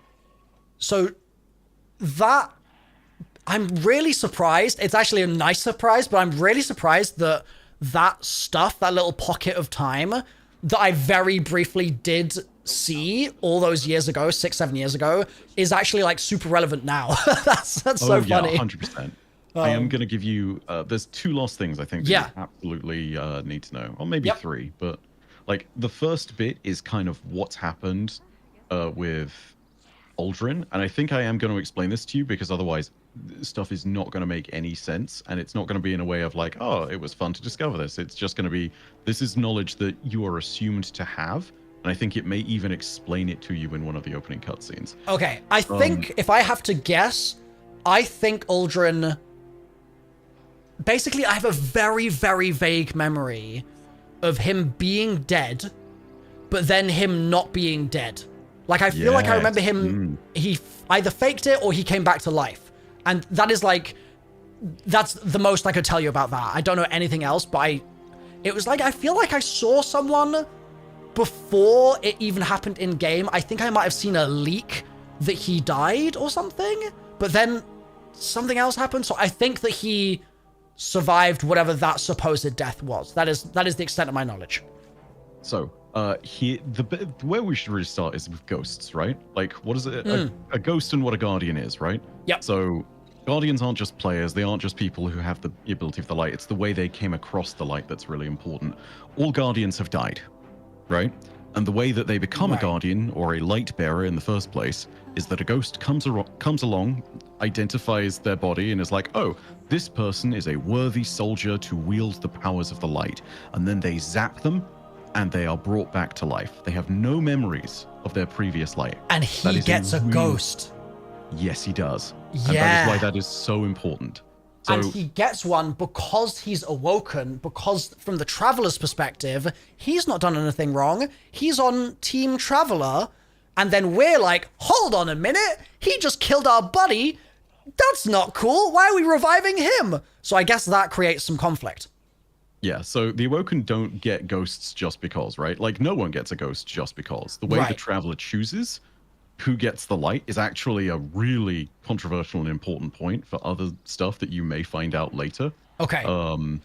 But, like, yeah, he gets revived, and that's hugely consequential. He's no longer known as Aldrin, right? Because he doesn't remember his past life. The name you want to now put down is Crow, because that's the new name that he chooses for himself. I've never heard that name before. Okay. Yeah. Crow. Yeah. Mm-hmm. And so that is Uldren is pre-Ghost and Crow is post-Ghost. Yes, 100%. So Crow is the Guardian, Uldren is just the normal Awoken guy. He's like the Prince of the Awoken, right? That's like his... Yes, 100%. Yep.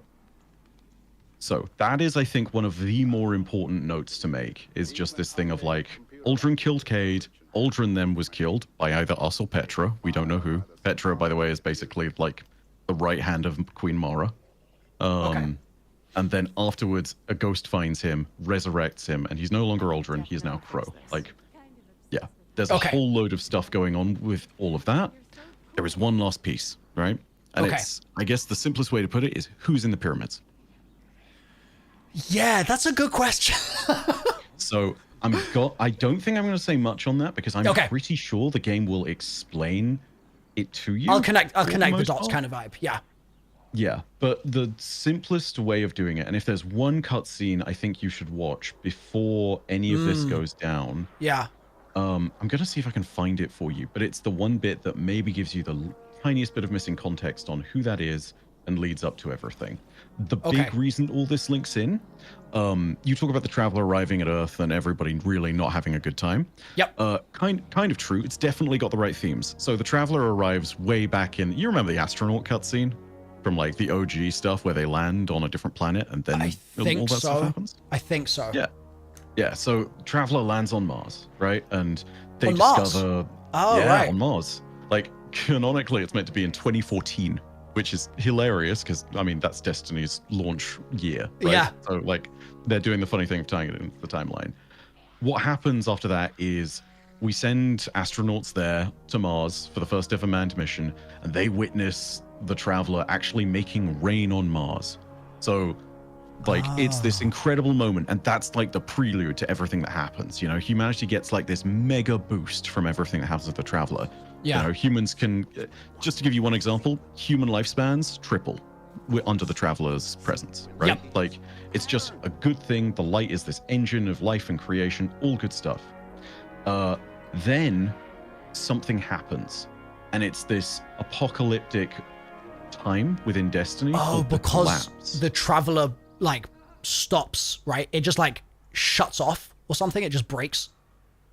It breaks, but there's a reason for it breaking. The simplest way of putting it is that its ancient enemy came and found it, and the Traveler sacrificed itself in order to stop that enemy. And for the longest time was lying dormant and dead. End of Destiny 2's like vanilla campaign, you see this moment where it wakes up again and then destroys the boss of the Destiny 2 vanilla campaign. So the Traveler is no longer dead either. It's alive and awake as well. But that also leads to your end game, like final campaign scene from D2 vanilla, where when the Traveler wakes back up, the pyramids also wake back up way off in dark space, and they're like, "Oh, we got to finish the job." Oh, okay. So the Traveler in Destiny 1 is the dead Traveler. And then do we wake the Traveler up? Is it our impetus that causes that? Or is it that the Traveler sort of knows that it's time, and so the Traveler kicks back into gear, and we then finish the campaign sort of alongside those events happening? I think it's a bit of both. Like, we absolutely are part of the impetus of it because we are specially chosen as one of the only Guardians that can help it in that time. Yeah. But it's also this thing of the Traveler does a lot of stuff on its own, and we don't necessarily have that same input. Yeah. Right? Yeah. It's got its own machinations happening in the It background. has its own machinations. It has its own agenda. It's very mysterious to try and decode it. Yeah. To this day, we're still not 100% clear on what the Traveler's attempt at doing things really leads to and what its agenda really is. Yeah. We just know that it's given life to our world in the time before the collapse. And we also know that it gives Guardians their ghosts and therefore the light. So the collapse is sometime between 2014 and the events of the start of Destiny 1. Is that right? Yes, 100%. Okay. Yep.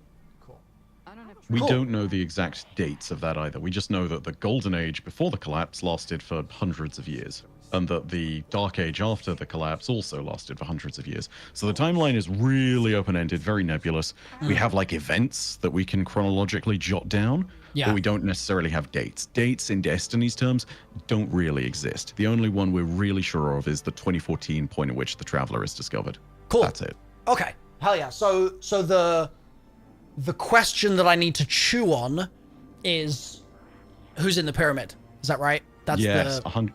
Well, it's not necessarily chew on, because it's the thing that I think will be answered very quickly. And I'm actually going to go ahead and send you that cutscene, because there's actually no other way you would have known all of this. They may just introduce it to you when you hit start on the Final Shape campaign. I'm not 100% sure on that, but I think it is worth just seeing it, just so that you can know. Okay. Would you prefer to see that and then understand it yourself, or would you like me to give you just the most basic thin veneer so that you get it? My gut would say I'll work it out, but chat, do we have a preference in chat? Because basically, well, there is the smoky-headed guy, right? Who's like you've seen the smoky-headed guy. I have seen the smoky-headed guy on the like box art basically for the Final Shape. He's in the background. He's like watching from the space or something. So if it's him, then I don't know. Oh, the Witness. I've heard the name the Witness said as well. So is it the Witness in there? Yes, that is indeed the Witness. And that is probably the most important part of all of it. Okay.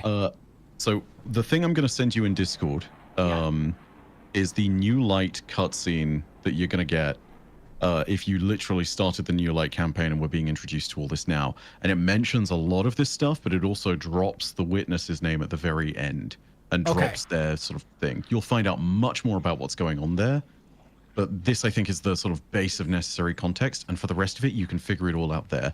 There is a lot that you also still are going to be able to figure out.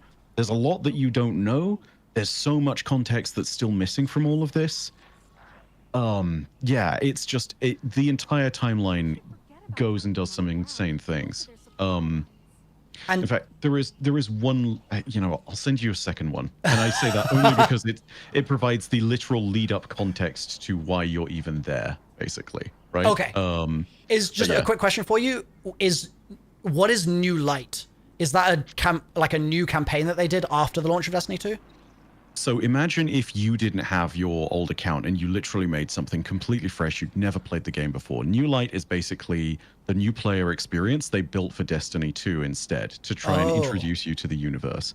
So it's one of these things that's meant to try and catch you up. It doesn't always do the best job. That's an understatement perhaps in some areas, but it does not always introduce you to the stuff that is going on now, but it gives you a relevant portion of knowledge, I think, especially in one cutscene. Okay, cool. So the New Light kind of info dumps you on the relevant material as much as it kind of gets you up to speed gameplay-wise, but it's sort of like, okay, here you go. Here are the stakes. Here are the big players in the story. And then it kind of at the end goes, and also, there's the Witness. And everyone's like, whoa! Like, that kind of vibe, right? Mm-hmm. Yeah, 100%. Okay. So I will put the pens on the whiteboard. Should we just watch these cutscenes right now? Are they like 2 minutes, or are they 20? Like, are they long? One is 5 minutes. The other is a minute and a half, basically. Okay. Cool. So yeah, they're both in your Discord. We can go ahead and watch this along with chat. And if you have questions or if you want to figure everything out, either way is fine. Okay. But like you've got a lot of the base of knowledge, and I didn't even need to tell you too much there. Yeah. Because like there's a ton of relevant characters still there on the board. There's a ton of stuff that's going on still within Destiny. I will say I'm looking forward to you finding out some of the bits and pieces that you have missed. Because you heard that Witch Queen was an expansion. People have been saying playing Witch Queen before...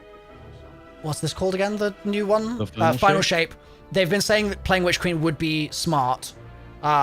It's just a time... It's a time thing, challenge. Which, understandable.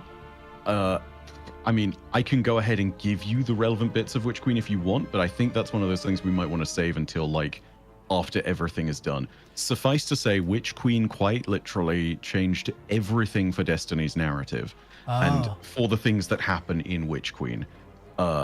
I won't say why, because if you still want to experience that for yourself, Yeah. I'm not going to deprive you of that. But it's that good. It's like really yeah, juicy. like, let's put it this way. Savathun was hyped up in the lore for years as the brother of Oryx, the Taken... Sorry, excuse me. The sister of Oryx. Sorry, the sister yes. of Oryx. Yeah, yeah. Yeah, Oryx was her brother. My apologies on that one. Sister of the Taken King. And, you know, Queen of Lies and Deception. Yeah. There were so many notes for years in the background that she was doing stuff. And Witch Queen, the expansion, was her coming to the forefront and finally enacting her big plan. Right. And, like... I need to let you know, it's people will sit there and if they had to describe it in like a sentence, it's peak. Like it's phenomenal. It's peak Destiny. Okay. Like, and that was Destiny 2, right? Not Destiny 1? yeah, that's Destiny 2. That's Okay. There was a couple of years before Final Shape. Literally 2 years before. Okay. Okay, sweet. So it's the sort of thing where when all is said and done with this week of this marathon of digesting all this stuff, and even just today of going through so much of the Final Shape campaign, it sounds like if it's peak Destiny, there's no reason why I couldn't just go back to it and play it in itself as its 100%. own thing, if it's going to be a fun time to learn about that story, right? Oh yeah, 100%. Like I would like honestly, of all the Destiny campaigns that have released, if you had to play just 3 of them, I'd say that you're playing 2 of the 3 that you absolutely should play. And I Okay. think you would already have, I mean, you've already played Forsaken, which is the 3rd one that I would recommend. Right. So, Yes. way back when. Yeah. Yeah. Back in very distant memory at this point. Oh yeah. But no, you're getting the good stuff. You're getting the juice. Hell yeah. But yeah. I'm gonna go ahead and just leave you to those cutscenes for a moment and just if you have questions, I'm still here, but like Yep. if we want to go ahead and do this, that's totally the thing. Yeah, let me pull these up. Which one should we watch first? Go ahead and do the new light one, the one that you've got. Oh, nope, not this one. Yep. Okay. Yeah, the other one. This there you one go. first. Just make sure. 100%. There we go. There we go. Chat. We can see this, right? You can all see here. I might also just quickly try to.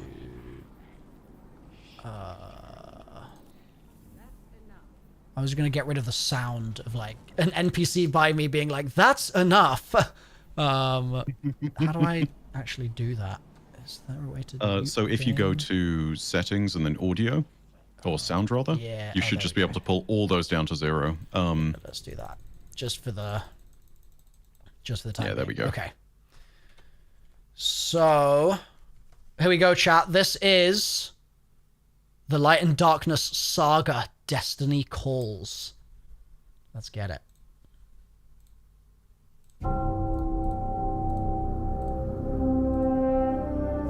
This The universe universe. is made of light and darkness. I'm gonna get rid of the subtitles. here. These ancient forces flow through all matter and energy in our solar system and beyond. Thank you for But we subs. haven't always known this. When the Traveler arrived in our solar system, Right. they called it many things. A ship, a planet, a god. Its presence provoked and inspired great change. It terraformed several moons and planets. Our lifespans increased threefold, Oh, okay, there you go. and we launched colony ships to settle worlds beyond our own. This was So I'm pausing this here real quick. This thing, the 3 circles there, I feel like that's a thing on You've seen that before. the director. I feel like I've seen it. Yeah, this is in the. I'll cut it short for you. This is the Cosmodrome at Baikonur.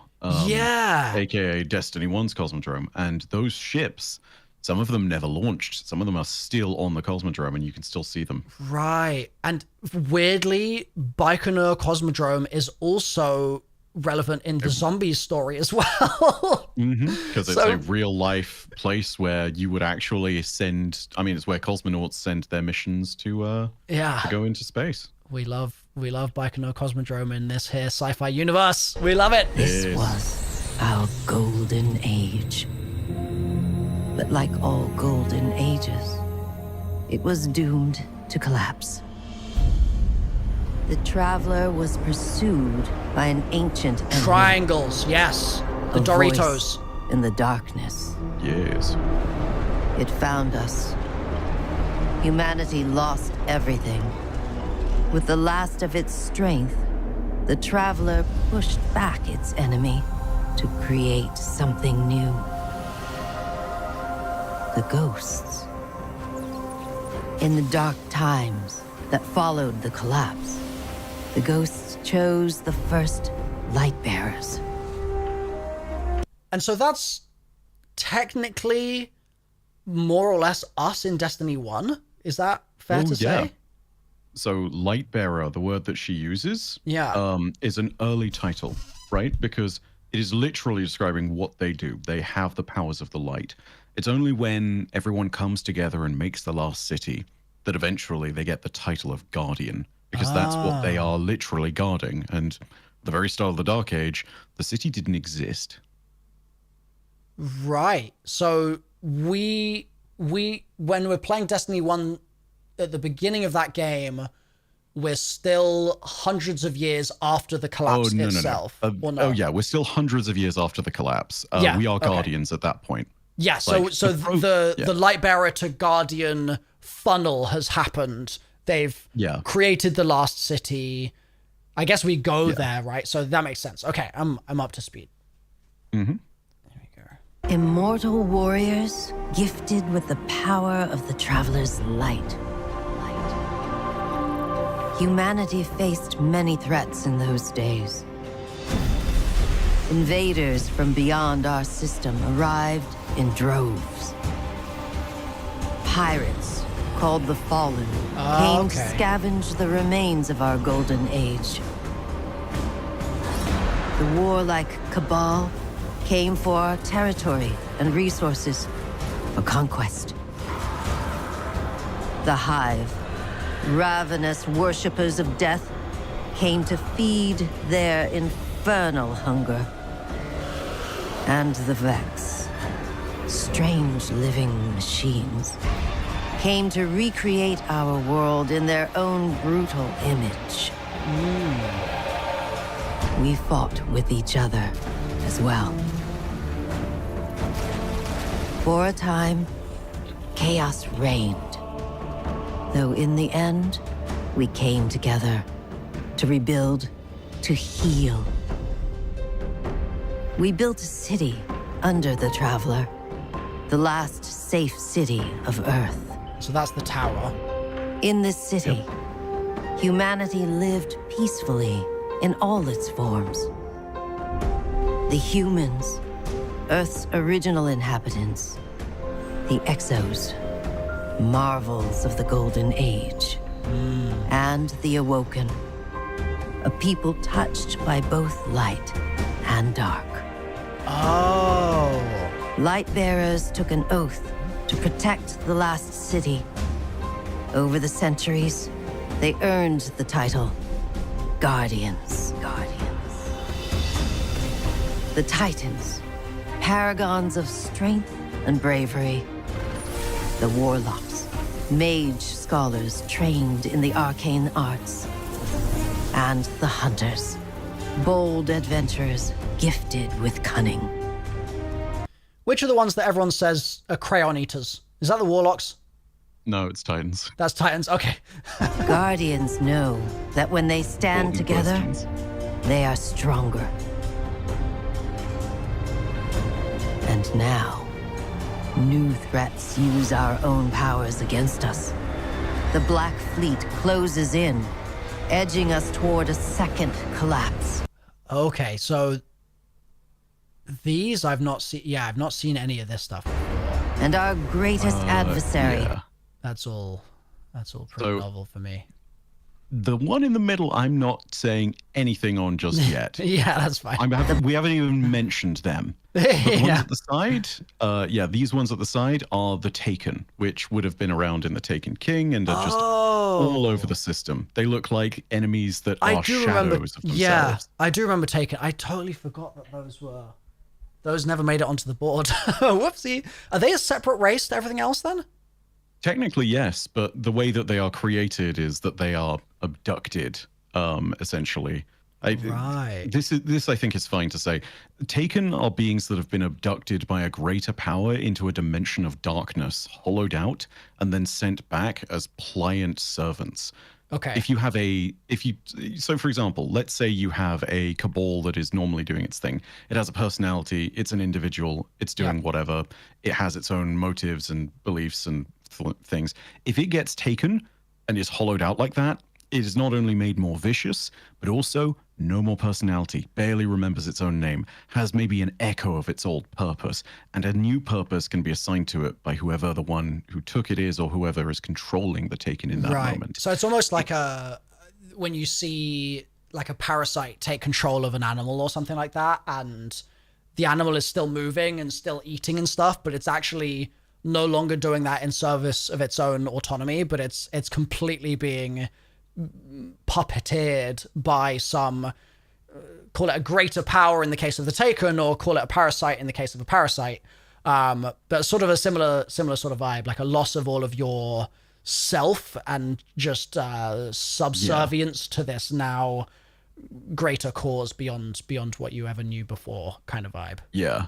I would describe it as a hive mind if the hive mind only had a single commanding authority to it, right? Like it's not this perfect harmony of a bunch of different beings, a million equal minds all thinking one. No, it's 999,999 individual service minds that are just tied to this one ruler, whoever that may be at the time. The Hat to command Man. the taken takes a lot of dark power and a really strong force of will. So only really powerful enemies can do it.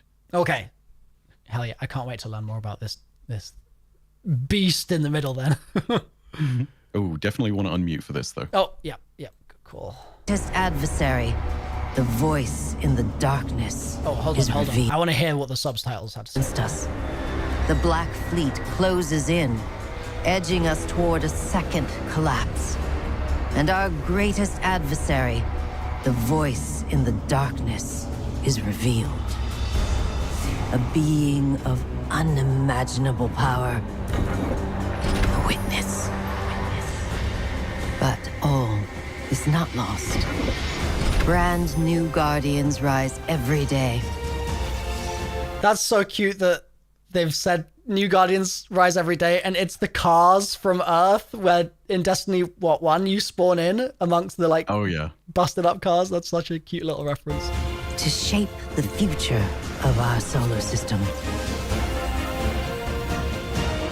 And beyond. Hell yeah.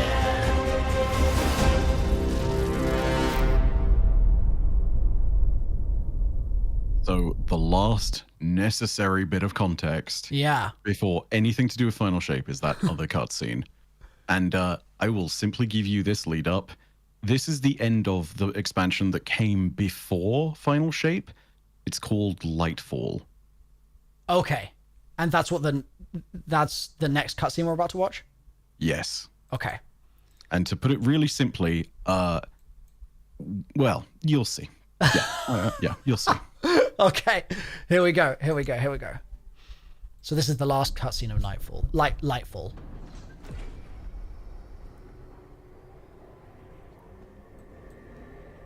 There you go, Ikora. Oh, so the Doritos are circling the Traveler. The universe makes us all victim. And perpetrator. He's drawing a big triangle. Infinite cruelty. You, more than any, suffer both fates. Be free. Oh.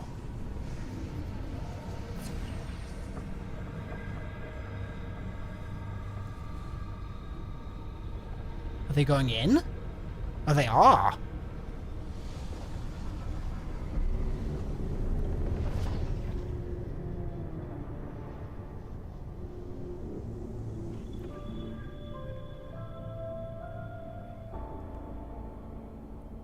Wow, they had a good view for that, didn't they?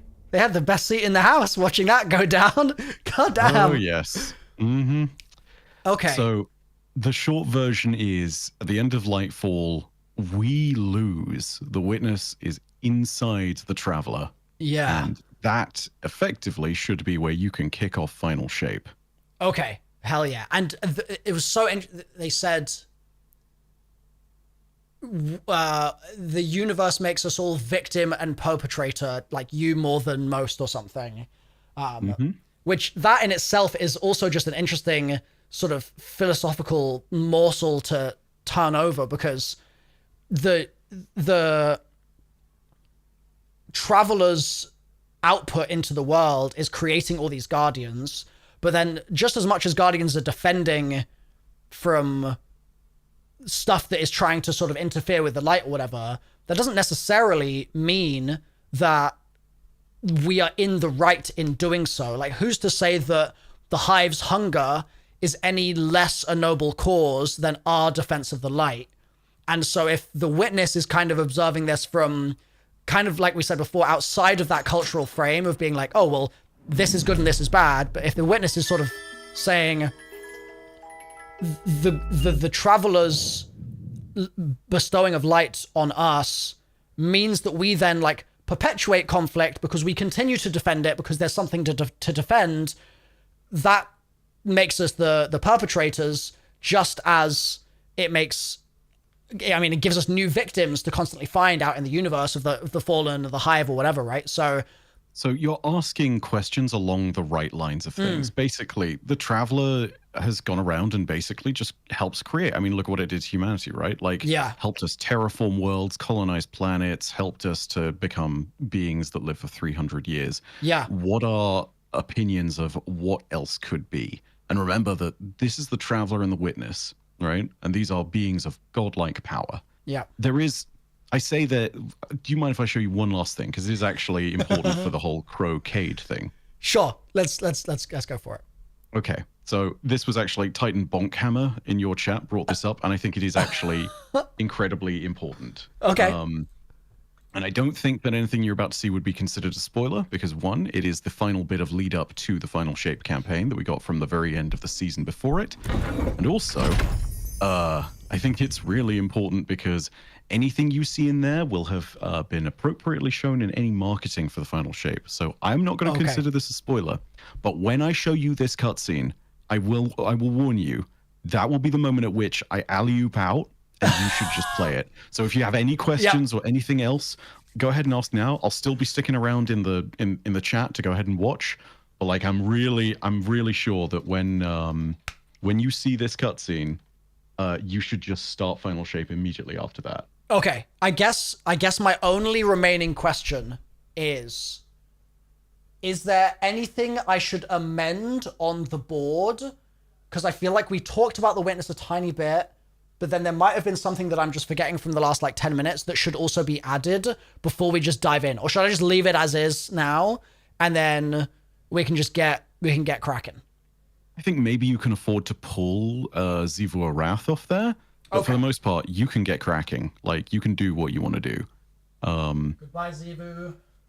You will be missed. Okay. I think it was just... I wanted to add the...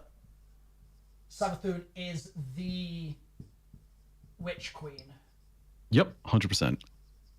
Because I specified that she was a queen, but I didn't specify that she was the Witch Queen, which I feel like is just a useful reminder for myself that, like, that whole expansion is her thing. So, and again, I'm just going to go ahead and throw it out there because there are people bringing it up in your chat. Yeah. Yes, we could go into the timeline and we could talk about all this stuff, but I think that this does not necessarily pull into Milo's thing of... Yeah, we can do that after, but you, I know, want to find out a lot of this stuff for yourself. Yes. And there are big revelations I've not even touched on and talked about, which you will have naturally brought up within your time playing Final Shape. Perfect. And I want you to go ahead and figure all that out for yourself, because it's very clear that there are going to be moments where that stuff is mentioned and brought up, and you will be able to make those assumptions for yourself. Also, don't drop spoilers in chat. Just going to throw that out there. Yeah, let's keep the spoilers out of chat wherever possible, please, guys. The other thing as well that I would say is, we could go ahead and do all the missions of timeline stuff, but I know you have limited time on this, and I know you want to jump in. So, yeah, this last cutscene I'm going to show you. Yep. Is literally from the season before we go into all of the stuff with the Pale Heart. The short version is we initially tried jumping into this portal and it does not work. It literally tears people apart. And so we spent an entire year trying to find a way to follow the witness.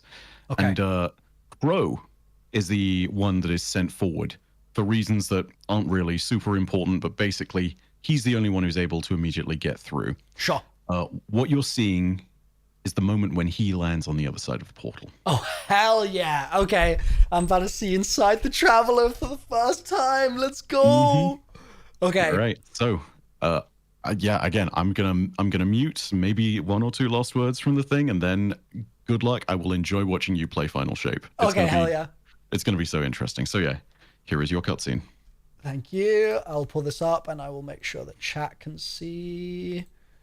Oh, wait, pause. There we go. Okay. We ready, chat? This is the final story precursor. I'm excited. I've been waiting for so many years to see inside this damn beach ball. We finally get to do it. There's explanation for what's inside the damn beach ball too. Trust. Like, there's going to be a whole lot of stuff to do with it. If you have questions, they will be answered. I can promise that much. Sick. Okay. Maybe not all of the fundamental. What is God? What is the thing? You know, what is all this? Like, yeah. Sure. But that I can tell you is definitely going to be something that will be touched on. Okay. Amazing. Here we go, chat. Into the Pale Heart cinematic. Let's go. Here we go.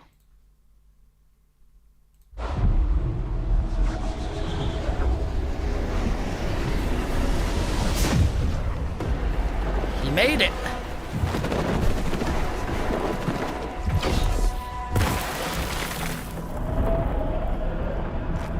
Okay, so Smokey Boy has made it as well. He's still there, hanging out.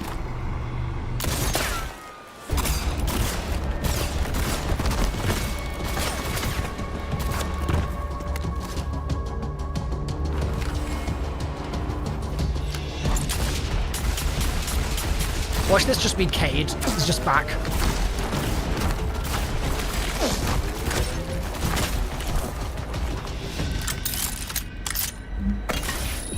Oh.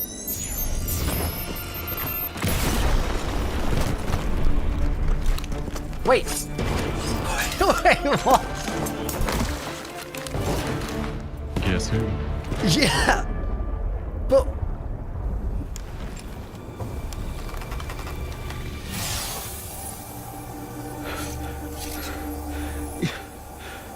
You died. So did you.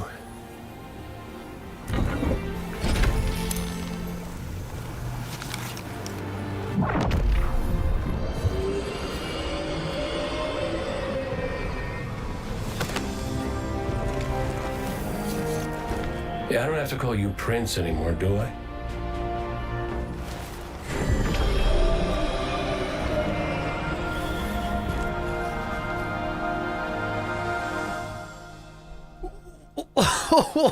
Wait, what? So... Everything will be answered. I can only say you got to jump in and hit that campaign button, and I'm very much looking forward to watching as you go. All your questions will be answered. What? Okay. I can't wait. Thank you for the... I don't know if primer is the right word. Sort of a lore session that we've had. And setting me up perfectly for this campaign. That is, I feel like I'm so much better prepared to engage with the story in a way that will make it more fun now. So thank you, Bife. I really appreciate you queuing me up in this way. I'm going to be watching until this stream is over. I'm so excited to see you dig into this. Like, it's absolute cinema, boys. Right, I'm going to leave you to it. Much love, man, and I hope you enjoy the rest of the stream. Thank you so much, man. I'll talk to you soon. Adios. All right, W-Bife in the chat, everybody. That was so much fun. Oh my god, we made a lot of progress. I'm pretty impressed with myself. I have not done any research before this stream. I've not done any like recapping on anything. I think I remembered a good amount in the end. I was kind of surprised that I pulled out the amount that I did. I was pretty pleased with that from replaying those Destiny 1 missions over and over again, I guess. So we're now going to jump in to the final shape. We're going to go back into the game.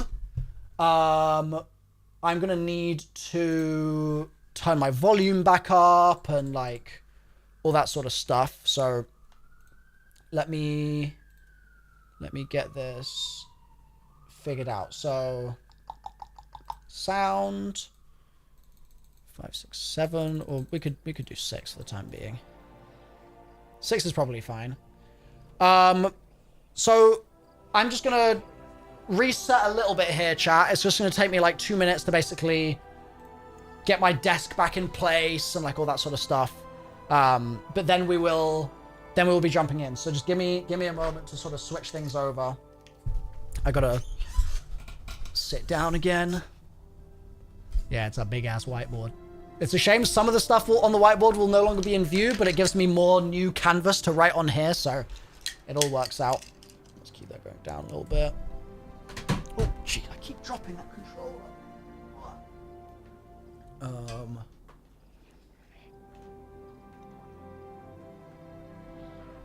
do. Just gonna take a break. Perfect. And we need to go back to the game screen. Game and cam. There we go. Amazing. Okay.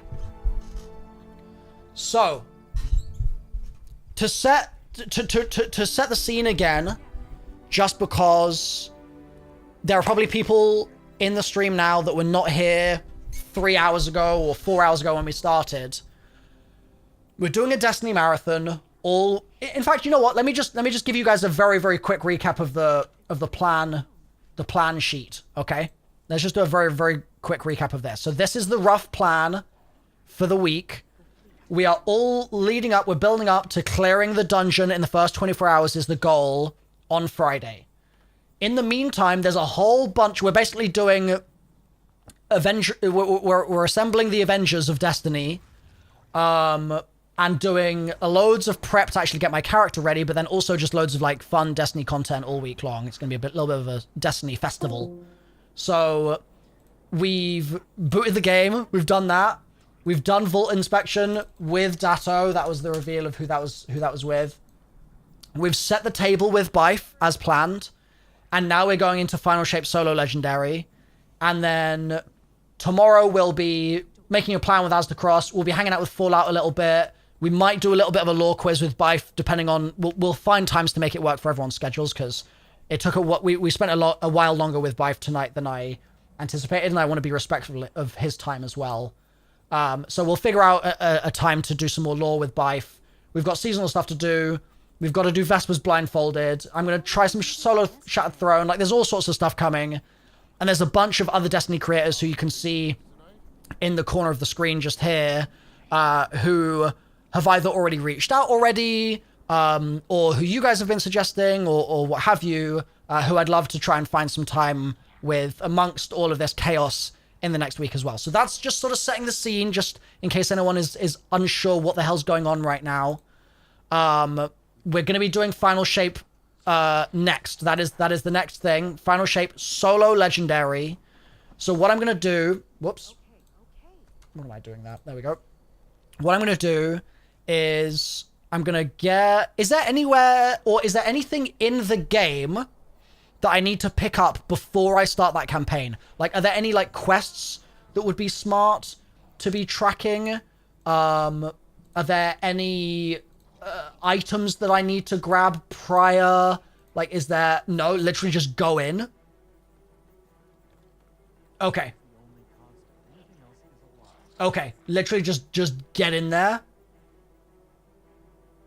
Special deliveries on the right next to Rahul. I don't think I've got anything like that next to Rahul, so I think I'm good. Unless that's this. Is there special deliveries? Oh yeah, it is. Should I click some of this stuff? I don't want to mess anything up. Do I want these? Oh, they just say acquire. They're not like... They don't cost money, so... Yes, grab it. Grab it all. Okay, there's just free materials and stuff. Oh, wait, can I grab these too? I can grab all 3 rows. Oh, hell yeah. Okay, so I'll grab that. I'll grab that. Grab it all. Okay. We got a ship. There's upgrade modules, which is good because I currently have 0 upgrade modules. There we go. Weapon shaping to enhance traits. Ascendant shards. And exotic ciphers. Okay. More ghost shells. Paracausal path. We've got the Tessellation fusion rifle, which property undecidable. Damage type matches your grenade. That's pretty cool. We got the meditation emote. A ship that I don't have space for. How do I not have space? Where is full? Surely I have loads of space. Press down. Oh, is it one of these? Oh, so I can just trash. Should I just trash these? Or do I want to keep some of the old ships because they're relics? Like, would this be good to put in the vault just for my museum? They'll be in my collections. Okay, so these can just be... You'll have them in collections. Okay. Goodbye. Goodbye. Goodbye. Goodbye. Goodbye. Goodbye. And then the exotics I should keep. I guess I'll equip Ada 1's Lone Wolf. And we'll trash this Palace Galliot. There we go. I'll just keep that one, because it doesn't really matter. And then same with these, I guess. I can just get rid of these, right, chat? We don't need to worry about keeping old sparrows. Same thing. Yeah. Cool. Thank you guys. You guys are gonna save me so much pain in this next week. Also, I have to keep this emblem on, right? It's the only emblem I've got that's like at all interesting. So I feel like that needs to stay. The emblem needs to stay. But like this random stuff, I can just get rid of all these other things, I'm assuming, right? Yeah. Goodbye, Paracausal Path. It was nice knowing you. Adios. Adios. Adios. Put on a new sparrow. My old one is 160. New ones are 190. This says 190. I think I'm good for sparrow. It looks like we're all set there. Emblems stay in collections as well. Okay, what are these? Customization shaders? Oh, is this the replacement of the shader system from before? Is there anything here that's like a funny shader? Like, do I have anything that's like rare or extremely old? What do you guys think? Is there anything here in particular that's like, oh my god, you've got to use this particular one, or should I just do whatever? Transmog? Hot Wheels colors? What, this one? Safety first? Are we doing that? The end game of Destiny 2 is the fashion game? I'm discovering this in real time right now. I don't have any rare ones? Really? Okay, that's unfortunate. That's a shame. Anything from Leviathan that's purple and gold and white? I got this. Oh, that's like green. Flavado core. Purple, gold, and white. Thank you, miss. Oh, Callus is treasured. That might be... Well, it's got some gold, but... Do we like this one? Callus is treasured. Yeah? We'll go with that for now. Callus treasured you can't earn anymore. Okay. We'll stick with Callus treasured for the time being then. Exotic ghost. Wait, one left, you're saying? Do this one. Callus is selected. Okay. We like that one more. Yeah? Okay, we'll do that. That works for me. So we've got Callus selected. I don't know. I'm just not going to worry about finishes and stuff right now. We're going to be here for forever forever otherwise. So, I don't think I need to do anything here. I don't know what those are. That's fine though. I think right now it's tracking challenges, I guess. And I do have, I believe I might have a clan invite. Change ghost, it's important. Wait, where is ghost? Is that this step? No. Down here and... Where is my ghost? I actually don't know where that is, chat. Above? Oh, that's my vault. How did I... What the... Hold on. Wait, I'm confused. Where is the ghost? Under the heavy weapon? Oh, right. Sorry, I don't know how I didn't see that. Okay. And I can pull these out of collections, right, guys? These are the same thing. I can trash the old ghosts. Okay. Okay, cool. So, I'm gonna go with... I like this guy. Final Shell. That's pretty cute. Let's go with Final Shell. Let's do that. Do I need to do... I can add an XP mod on it? Oh, that actually might be a big deal. Is that... Increase XP gains by 2%, 3%, 5%, 8%, 10%, 12%. Okay, so I want to... I don't have a lot of glimmer, but I'm going to spend the little glimmer I have upgrading this. Okay, I'm too broke to get any more. Mo Bethic, thank you for the sub. Nate Dog, thank you for the sub. Jay Cognis, thank you for the sub. I'm just going to go XP, yeah? How much do I have? There we go. Oh, I had enough. Sick. Okay. So we have the 12% XP gain. Oh, and can I put on a 1? Do I have another? No, that's the next thing. Cool. Okay. 12% XP. We're min-maxing in here, chat. We are min-maxing. Are we now happy? Are we now happy? Are we ready to go with the final shape? We're about to get in there, crush this campaign. Yeah? All right. Blade says wait. I see you saying wait, Blade. What am I waiting for? Pyramid ship. Talk to gunsmith first. Which is the pyramid ship? I don't have a pyramid ship. I've got this. I can do that one, but that's all I can do. Do I need to talk to the gunsmith? And if so, where is the gunsmith? Gunsmith got some good guns for free. Did I already go to the gunsmith? Step on up. Oh, that's microtransactions. There's a green thing over here. I don't know what that is. Okay. I think we're good. I didn't pull the ship from the kiosk. I don't know what that means. It's in the special... Oh, because I was full, right? This. Pyramid ship. There we go. And whatever that is. An emblem, I guess. So... Chat really wants me to put the pyramid ship on. So we'll put the pyramid ship on. And we'll store that.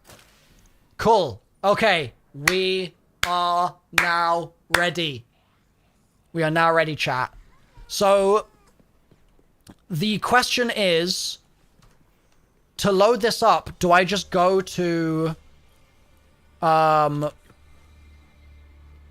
I get in the paddling pool here? Hold on. Hold on, this is important. Let me in the paddling pool. Let me in. Why can't I... There we go. Alright, perfect. To get there, do I just go... How do I... Where was it? It was director somewhere. I've lost it.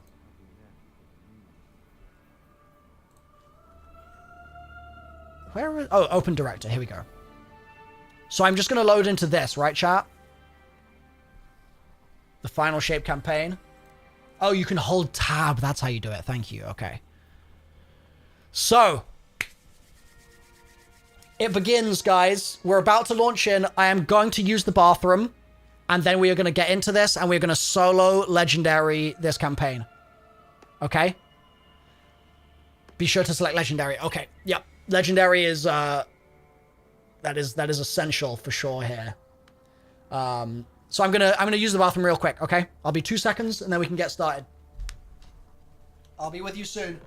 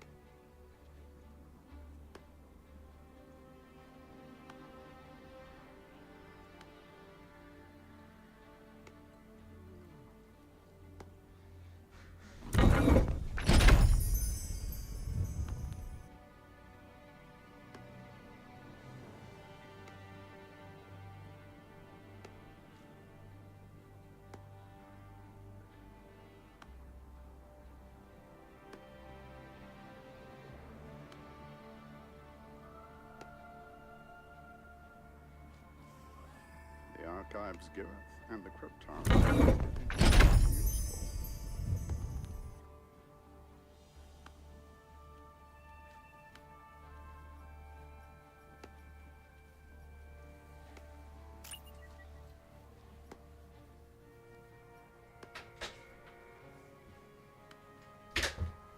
Okay, chat. The moment has arrived.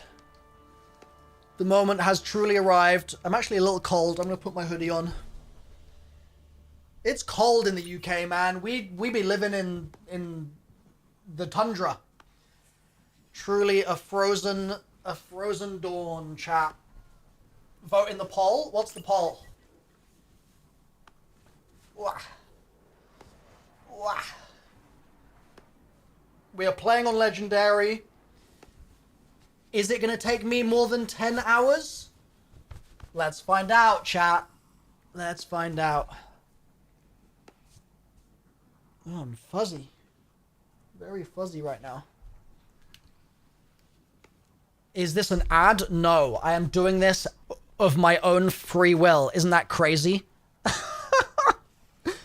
actually had multiple people come in and be like, is this sponsored? And I'm like, bro, I freaking wish it was. Like, I'm gonna be doing 60 hours of grinding every single day for free.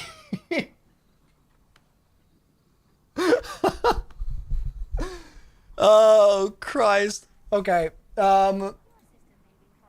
Woo! Yeah, so, we'll be here in 2 seconds. I'm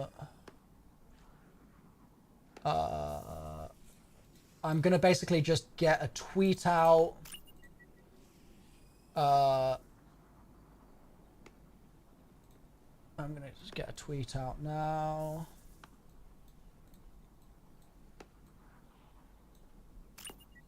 Let me tweet this sucker. Okay. What have we here? Wait, chat, is it actually going to take me over 10 hours? Is that like a legitimate thing? You can data file Because we are mythology at you. 3 hours and 40 minutes into the YouTube stream. If it's going to take me 10 hours, it's going to cut off the VOD. So I might need to refresh the YouTube stream. Which will, it's not a big deal if I need to do that, but it will just mean that the VOD is like just the campaign in one nice sort of bundle. Should we do that? I feel like we should.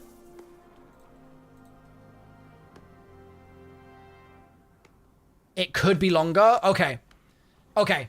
In that case, we're going to refresh it now. And then that way, as a VOD, the full campaign will just be one big block. Okay. Give me 2 seconds, chat. Give me just a sec here. I'm going to... We need a centralized city government. Yeah, I'm gonna get distracted looking for stuff, so I'd rather have the extra time, you know what I mean?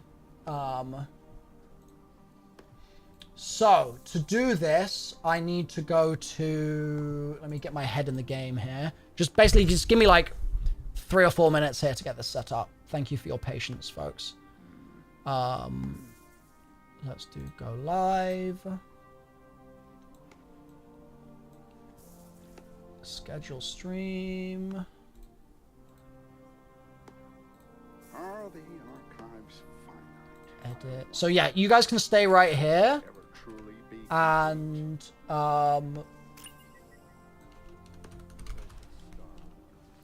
you can stay right here, and it should transform into it in just a second on YouTube. Twitch is not gonna. Twitch won't be affected at all. Yeah, there will be no impact on Twitch whatsoever. Public 9:55. That's fine.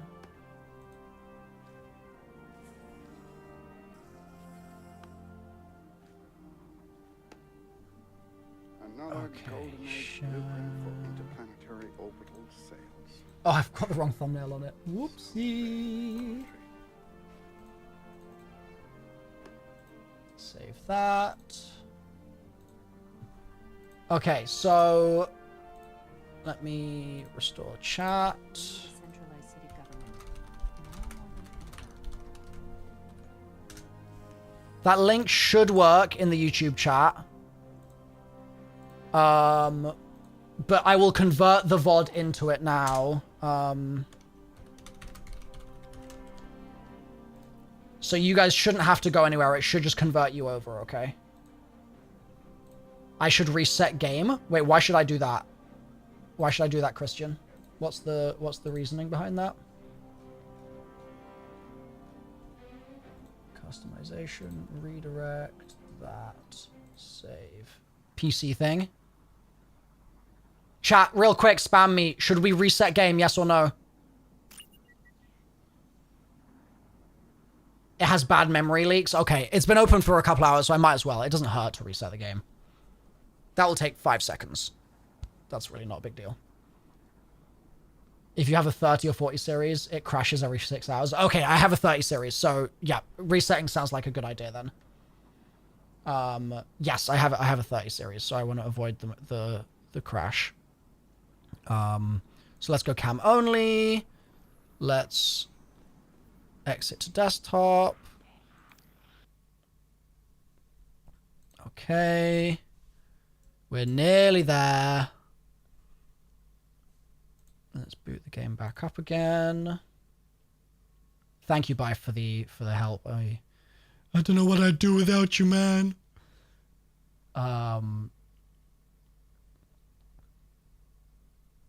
Game is booting back up.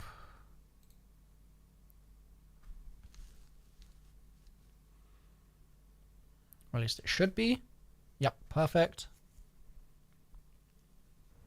Okay, chat, this is the way this is going to work.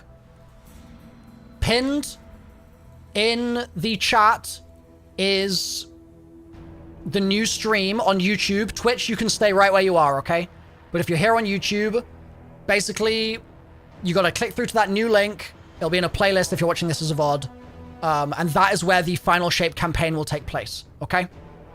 And I will basically re-intro for like 60 seconds just so that the VOD viewers are up to speed.